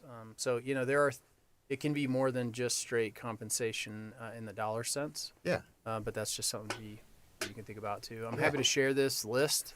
Like I said, this was just gathered up informally through the city managers on that email list server through CML. So I can send that out to all of you. You guys can think about it, and then you can Do we have decide. a working session or something? Is that We could just add it to the agenda maybe for the next meeting. It's a pretty simple change to make. It's really Maybe FTL. could we suggest? I don't want to put a lot on the plate here, but maybe suggest some like 3 options or something, so we don't have to go through 40. That's a good idea. I think I proposed the change in 2018 based on the information that we had at the time. So I'm happy to propose some options to you based on this information. If you'd prefer, we could do it that way. Yeah, I do have some just quick thoughts for you guys to think about. And initially, and I know Mayor Carspec, I was one of these people that said, don't give raises because I don't want this to be about money. I want people who sign up to be, dedicated for, no gain in return, right? I had a citizen kind of challenge my thinking on that recently, and she very graciously said, what if we want you to be compensated so that we can have a higher standard of expectation? And I completely resonated with that comment because I've said that in my career before to people, and we're giving you a raise, and we have a higher expectation of availability and accessibility and outcomes. And so I think there's something to be said about that we have doubled as a town since some of us have been involved, and the expectations, the growth has changed dramatically. I know for me, I work way more outside of this boardroom than I do in this boardroom, and those hours aren't counted for anything, and that's a choice that we make. But I think that's part of that expectation too, is that service is continual. And then if I could go back in time, I would have absolutely wished that the mayor's spot that Will's currently in had a salary attached to it as well as benefits, because I know, serving in this capacity, you give up a lot of career opportunities and opportunities to do things for your own benefit career-wise and being able to provide for yourself. And I think that was maybe a mistake. And so I don't want to make that mistake for the next mayor. I want to have expectations that they are accessible and available. I think they should have a phone at town hall, and probably it's a meeting space where they can meet with the public. That's a more professional place than just a brewery. And so, because that's usually the only thing open after 2 p.m., right? That's true. And so I think those are things I'd like us to consider too, going forward with that role, is that it's time to up our game and increase accessibility and expectation from the board. Can I add just that? I think it should be optional if the mayor wants it, but office space, I don't know why we wouldn't do that. So that makes to me a lot of sense. I think that's In all a great, fairness, I think there was complications before, because I think if the mayor gets into involving themselves into the logistics of town work being done with town staff, there'd have to be some parameters for protections for protecting staff, I think. But there should be a professional space for the mayor to operate and meet with individuals in the community, and or an open door policy every Thursday from, I'm making this up, from 11 to 4. The mayor's open to all residents. So again, that would be their call, but something like that. I'll say that, and there was complications with the previous mayor and maybe the previous town administrator feeling it was an awkward situation. So that office was given up. I can, and I guess I can't think of a time recently, but I know in the past I have used the conference room to meet with someone. So there's always that too, where I just reserve the buying room to talk. So, and Real easy to change that we're kind of signage short on storage staff for me. space as it is. I wouldn't want to take up a room unnecessarily, but some kind of committed. But space here at Town Hall is always Let's available just to turn you. the Sunoco building into I the just mayor's think as we office. get bigger, Perfect, so. You know what? I think to me, and maybe I'm the only one, but professionalism is important to me. Yeah. And I think meeting in a conference room versus having an office where you sit, talk, and a table and a couple chairs, you could sit down. It's got the feeling is different, the aura is different. And again, that's me. That's the world I come from. So that may not be appropriate for everyone, but I think we're a professional organization. We should conduct ourselves and create the environment for that. Not unlike this room. I think this room is very professional. I think it would be appropriate for the mayor to also have a phone line designated at Town Hall to receive calls and voicemails. And, I just think that professionalism of I can push a button and go to the administrator or the mayor or whoever I need to talk to about this issue. I've seen on TV. You do. The mayor. I mean, I've received a forwarded voicemail from a town number before. Isn't there an extension for? Usually, because I have my cell phone up there, so usually people just call me. But I think before people have called Town Hall, and somehow I've gotten a voicemail. Right now, there's not a dedicated extension Made that up. for the mayor, but we could certainly set that up. Yeah, if somebody calls the front desk and they're specifically asking for the mayor, we will typically connect them to you either by voicemail or email. I was gonna say, I just remember one time you forwarded me a link, which was a voicemail I had to click on, but it was through Town Hall. It was interesting, but yeah, I think these are all great. Be for future mayor, so these are all fine. Good combo. So we're good with kind of coming back with 3 options. Yeah. Couple options. Yeah, great points. Thank you. And I think, it shows we have 4 openings, 4 people running, and we need to attract or at least maintain some kind of semblance of compensation. Not a job here, but there's some respect in what you're doing. Keep up with the communities. Yep. Great. Well, that was Trustee Hardy. Trustee Brody? Nope, I'm good. I agree with what's being said. Trustee Ayers? Nothing specific besides thanking Streets Department again for their work during the Arctic blast blizzard of the weekend. It's always refreshing to not slip and slide around town. So, Great job, especially from a Mary's Farm citizen here, giving a positive comment. Trustee Albrecht? Just one small kind of housekeeping thing. Youth Advisory Commission is probably going to double their meetings, and I was asking Trustee Wing if he might, be okay being a second liaison for that commission since he's not serving currently on any. It would help to have that kind of extra bandwidth, and I know he was helpful with the youth conference and things like that, and has a lot of great leadership, wisdom to offer that group too. So it would help to have Thank you. kind of that bench strength. So would that be okay? I totally support that. I think everyone should have a backup. And we may alternate, some of the meetings. You can too, just even to kind of- join 2. I think you just can't have more than 2, but if you guys are both in there, I think that's fine too. Yeah. Trustee Wayne. I want to congratulate the board on coming in on our time tonight for the agenda. Yeah, that's discipline, right? That's discipline. That's monumental. We had a conversation thought I was after your having email, the big though. one for a minute there. Just but- to let you know, we had a conversation about your email, and we put times back on there. It was a good email. So And I think on that note, I actually, it's not easy and it's not going to be the same, but I think you should get a placeholder for the first 4 items, even if it's just 10 minutes, rather than nothing. He has 5 on there. Oh, did I miss it? Or did I just read it wrong? No, it's on there. I don't know. Oh, that's consent items, isn't it? Trustee Wing, are you referring to call of order, pledge of allegiance, roll call, and citizen Yeah, I'm just saying put 10 participation? minutes on that. If we have a couple people from the audience that Certainly. might come up, then at least there's a placeholder for time. That'd be great.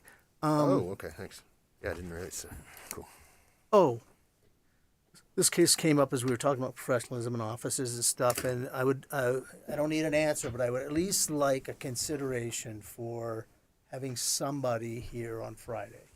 You could have a rotating staff, you could have someone do it once a month and rotate it, but I just think, again, the size of the town, I'm not a work from home kind of guy. I just would like to see physical human being available at town hall. Again, I'm not looking for answers, feedback, rationales. I'm just saying, take it under advisement. Not you're specifically talking town hall, like the lobby. Yeah, the great I'd like a human here, right? No, there's no body here on a Friday. There's nobody here. That's There's what I'm- nobody here waiting for the public on That's Friday. what I'm looking. Right. There's people here, but not. Well, Whoa.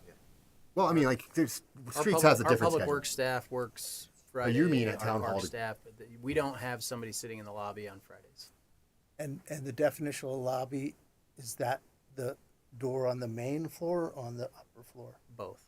Both. There are no staff members and I'm looking here for- to interact I'm with the looking for a public human being. on Yeah. Fridays. For the public. Something to consider. Instead of 20% of the week, there's no one there. Friday and Saturday, then it's 60%. Anyhow, thanks. Well done. Thank you, town staff, for an excellent branding open house. It just highlighted what the board and what staff's great work, and for getting the consultant we did, but a lot of positive comments of, hey, we're bringing some art into the community, and this is really exciting. And I just loved the openness by all the staff in the different stations, and then the professionals too. And I heard a lot of great feedback. I had to leave early, but yeah, I loved it. So I just wanted to thank you for doing it. What a great next step for us.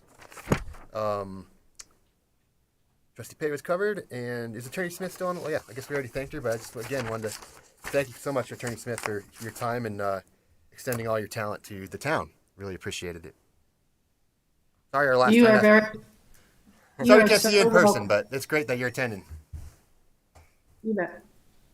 I would like to just thank Town Administrator Kirk and the panels, interview panels, and the entire council, or the entire board of trustees, and Clerk Samora and Community Development Director Johnson for your diligent speed in which you moved forward, had those interviews, and were able to appoint someone tonight. I just really, really appreciate that. So thank you. Thank you. Awesome. Okay, I'll turn it over to staff. Just a couple of brief things. The National League of Cities Conference, I know this came up in the past. There was a desire to support the Youth Advisory Commission attending. That conference takes place in March. We were told that the registration didn't open for the youth delegate portion of that conference, which I also didn't realize was different than the main conference. It takes place 2 days before the conference itself. It's kind of open to the rest of the folks. Registration, I guess, maybe opened on January 14th or January 1st. Maybe have opened as early as the middle of December for people who had attended previously, but that information didn't go out in any meaningful way. The long and short of it is there's only 150 seats available nationwide for those youth delegates, and they were taken very quickly. So there is, we created a little application process that went out to our Youth Advisory Commission at the end of December. 2 of the Youth Advisory Commission members filled out that application to attend. And within a week, all those spots were already full. And so they are on the wait list. That's crazy. 150 that's a tiny number. Parents and council members are not allowed to serve as chaperones, and chaperones must attend. So that complicates things a little bit with only 2. Parents and board members or council members are not allowed to act as chaperones for the youth delegate program either. So it has to be a staff member. And that complicates things with only 2 kids. Parents, we would expect to go anyway, but then I wouldn't feel comfortable sending 1 staff member taking 2 kids. Anyway, it may not matter anyway, unfortunately. I think we missed that boat. We have been added to the email list as chaperones for future youth delegate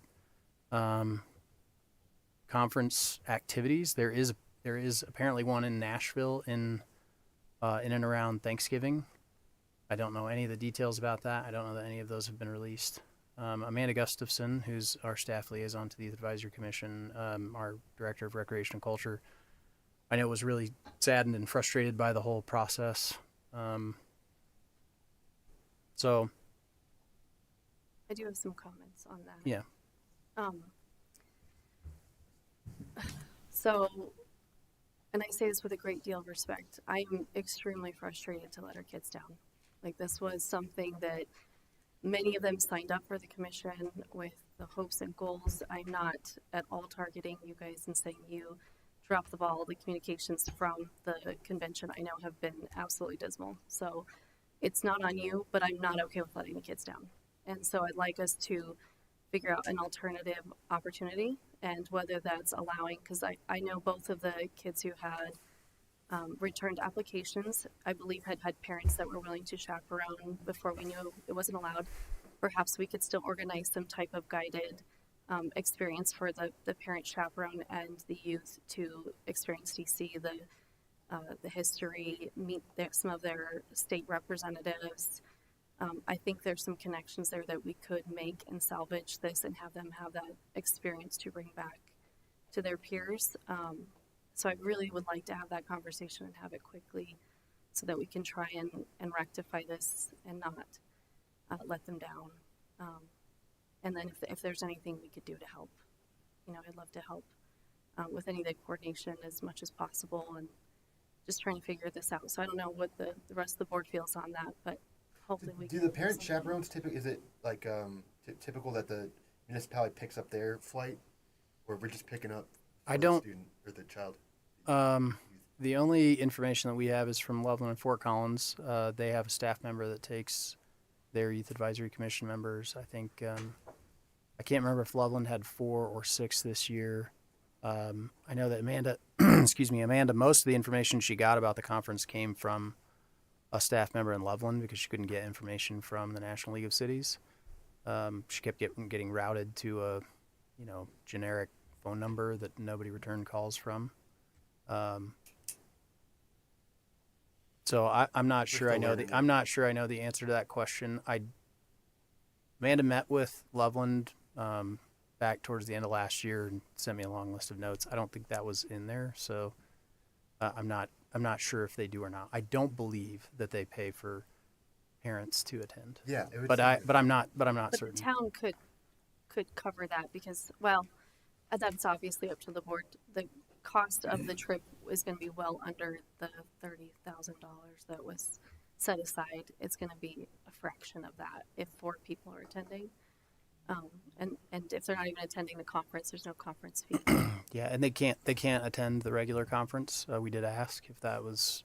Jeez, yeah, they don't allow youth attendance at the regular conference. National League of Cities, and the youth delegate portion of the conference wasn't. I mean, I personally looked on the 13th before we even knew it was sold out because I was getting frustrated that we didn't have information. I couldn't find anything about the youth delegate conference on the National League of Cities website.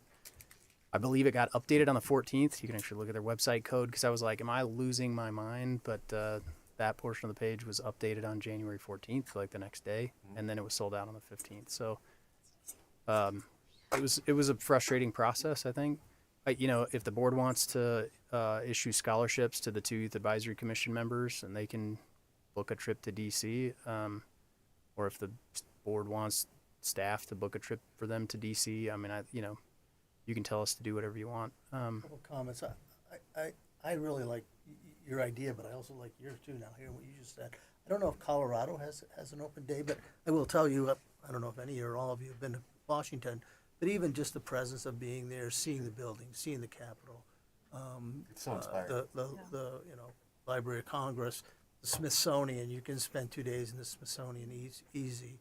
And one of the things we talked about, I kind of sat in for May with their last meeting a couple days ago, and we're trying to create what's in it for them, even being on this thing. Showing the other students at school that being part of this means something. There's something there. There's something tangible. There's a benefit to it.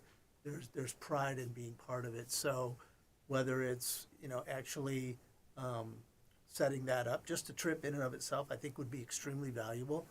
I kind of think your idea is sort of cool.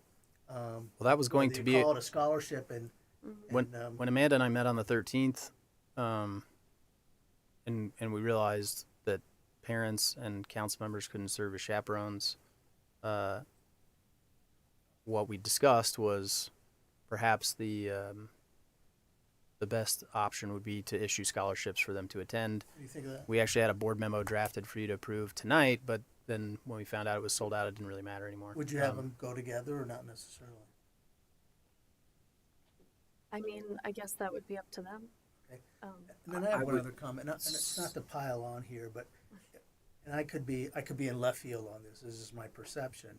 It seemed like we started having this dialogue 3 months ago, and it doesn't. There was the communication seemed lacking. I don't know if there wasn't a liaison. Was it on? Was it off? Did it just disappear? Are we still doing it? So I would just say I think there's an opportunity for a little better communication. Would you agree with that or not, or what's your thought on that? I would assume the answer to that question is yes. I mean, based on what I understand at this point, I don't know what else we could have done. There was nothing to communicate. We didn't have any information. Well, just an update. I mean, hey, does anybody on the board want to go? Yeah, I'll go. May says, yeah, she'd go. Okay, so just some kind of, hey, 2 weeks later, 3 weeks, hey, here's the status. Here's the status. Oh, the whole thing fell apart. Nothing's happening. Okay. Yep. All I'm saying is it was like. We will make sure in the future to provide a lot more detailed information. Yeah. The communication just seemed. There's a comment down here. Again, the first time too. I'm not doing that to belittle anybody or beat anybody up. But it's, you learn. Is there a better way to do it going forward? I'm sure that there is. Yeah, so I would support a scholarship of sorts as long as it would be an organized trip. They wouldn't be able to go separately. It's not a vacation. And I would suggest some sort of reverse grant of sorts, so that they would have to give some sort of presentation about where they went, what they learned. Oh yeah, cool. Yep. That way we could justify that as a town scholarship, giving them this experience. But there's also not that they would abuse it, but so that there's a feedback to the town and to the citizens of accountability for this trip. So there needs to be some sort of brainstorming, some sort of set itinerary and some sort of report afterwards based on that itinerary as to what they got out of I it. wonder if they could write one of the local senators or whatever, and see if they could be like a guest in Washington, D.C. when they're not in Colorado, but they're in D.C. for a month or so. They could time it right so that they could go out there. Definitely. Cherry Blossom Festival's coming up. Well, if we even go during that same time, a lot of those people will be there. Yeah. And I'm sure between the people in this room and any of our other staff that connect with other municipalities, we could try to connect with some of those representatives that might be local, that they could, meet up with them and talk to them face to face, and they could have that experience. Yeah. I think that would be. That may not be the best time to do that week, only because there is what's called Hill Day as part of the National League of Cities conference, and youth are not allowed to participate in Hill Day, and so they will be, our elected representatives will be actively engaged that day. That's part of the intent of that conference, is to have time with municipal representatives if trustees wanted to attend. So that might not be the best time to go, but we can certainly figure that out. We can organize and plan a trip out and. No, that's what I'm saying, is contact one of our local representatives and say, hey, when's a good time since we missed this, is there a time that we could make an arrangement that we could come out and have? Yeah, absolutely. I mean, the congressional offices often, they're happy to provide tours. So, I mean, I think that's. Yeah, because there's always a Hill Day going on. Yeah. Yeah. Every industry, every market sector has got a Hill Day, and it's I've very attended likely multiple industries, and it's a constant stream of people flowing the money back to DC to go visit and put their piece in with their representatives. But it's a great experience for sure. But trying to find a time where you can send a couple of kids, I admit it's going to take some coordination for sure. It will. Yeah, it'll take a little bit of effort to figure that out. If the board's comfortable with a scholarship, we can put together that itinerary and see what we can figure out, and bring that back to you for you to approve. That might open we it may up want more to of the commission, to be honest. I was going to say we may want to open it back up since we only had two express interest anyway. Yeah. So. Love it. Does that work for us? Scholarship, kind of. Yeah. Cool. And will a staff Great. member contact those of us who've expressed interest in attending the elected official portion? I have an email already drafted. It'll go out as soon as we're done tonight. I would love to finally go to it the was a National little League of bit Cities. too complicated to try and explain all of this via email and then also send you the information about the conference. That just seemed wonky. So I wanted to make it clear that the youth delegates are not attending, unless they're called off the wait list. And if you want to attend, I think that's fine. That's great in the context of what you guys do.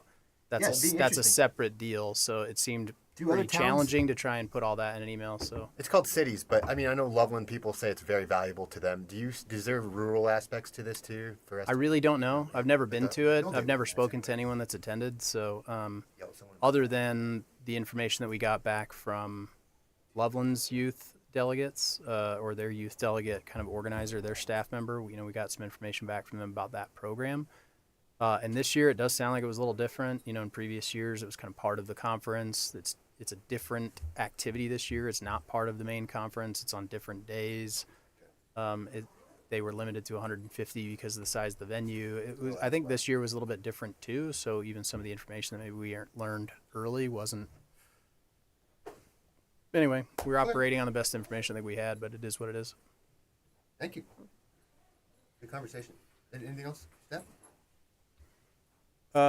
Nope, nothing else for me. All right. Chief, anything you need to bring up? Nope, what's coming out?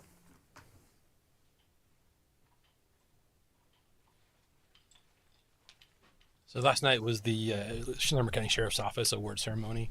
A number of our deputies that worked for us last year were recognized. The entire Bertha squad received a unit commendation from the sheriff for their hard work throughout the year in numerous cases, including the seizure of over 7 pounds of drugs, 16 firearms that were taken from suspects on the road, the solving of multiple burglaries, the recovery of over $130,000 in stolen property. Deputy Mosley, who had served as our school resource officer for, I believe it was 7 years, received the Distinguished Service Award for his time there. He's back this year as a day shift deputy for us, so he continues to serve here in Berthoud. Deputy Knopp and Deputy Lapham were presented the Meritorious Service Award for their work on the drug case where they seized almost 6 pounds of drugs. My heart just sunk. I think I even RSVP'd to that. That was last night. I am so sorry. I went last year. It was just super incredible. And now you guys got this award tonight. Oh, man. Wow. Do you mind sending that in an email, too? So we Actually, can see that? Stephanie Horvath asked for the information, and she was going to put it out on the newsletter, I think. So. Excellent. Well, I'm sorry I wasn't there. That's what a huge recognition for you guys and for us. And the last one, our investigations division received the unit commendation, and the lead investigator from the homicide from this last April received the Meritorious Service Award for that investigation and their ability to solve that random homicide in 72 hours. So. Okay. We don't state this very often, but is there anything we can do for you? Is there anything we as a board can help with? Is there anything you need from us? Besides attending your celebrations and not forgetting? No, I think we have what we need to succeed currently. As we move forward, if something comes up that we think we need, we'll work with the town staff to get us. But they've provided us quite a few things to make our job easier. So, hey, what about ride-alongs? Are they ever offered? yeah, we're open to ride-alongs whenever. I think we've had Trustee Albrecht ride with us. Deputy for a day. Yeah, honorary deputy. Deputy. Ride with us for a day. If you would like to ride, get with me. Let me know what your schedule is, and I'll get you partnered up with one of the deputies to work. Okay. Friday nights are action-packed. That's a good thing. Whenever you're on the road, Depends I'll on be the doing day of the mine. week. I mean, sometimes Sundays are our busiest days, and Before we sometimes went to Fridays. the Grand Market road up there with the truck. If you end up working on a snowy day, it could be very boring, but okay. It could be very busy too. That's great. Thanks. Just luck of the draw. So. Well, thank you. Congratulations, and thanks for all you guys do. Thanks. Great leadership. I would very much, we'll pause first. I would very much like the list of awards and recognitions for our group to share. I think that's what Berthoud's very proud of our first responders. You guys are doing a great job in very tumultuous times, and you are keeping our town so safe that people don't know they're ever not safe. So well done. Thank you. Yeah, thank you so much. Excellent. Well, anything else, trustees? If not, good to go. Go ahead and adjourn the meeting. Have a great night.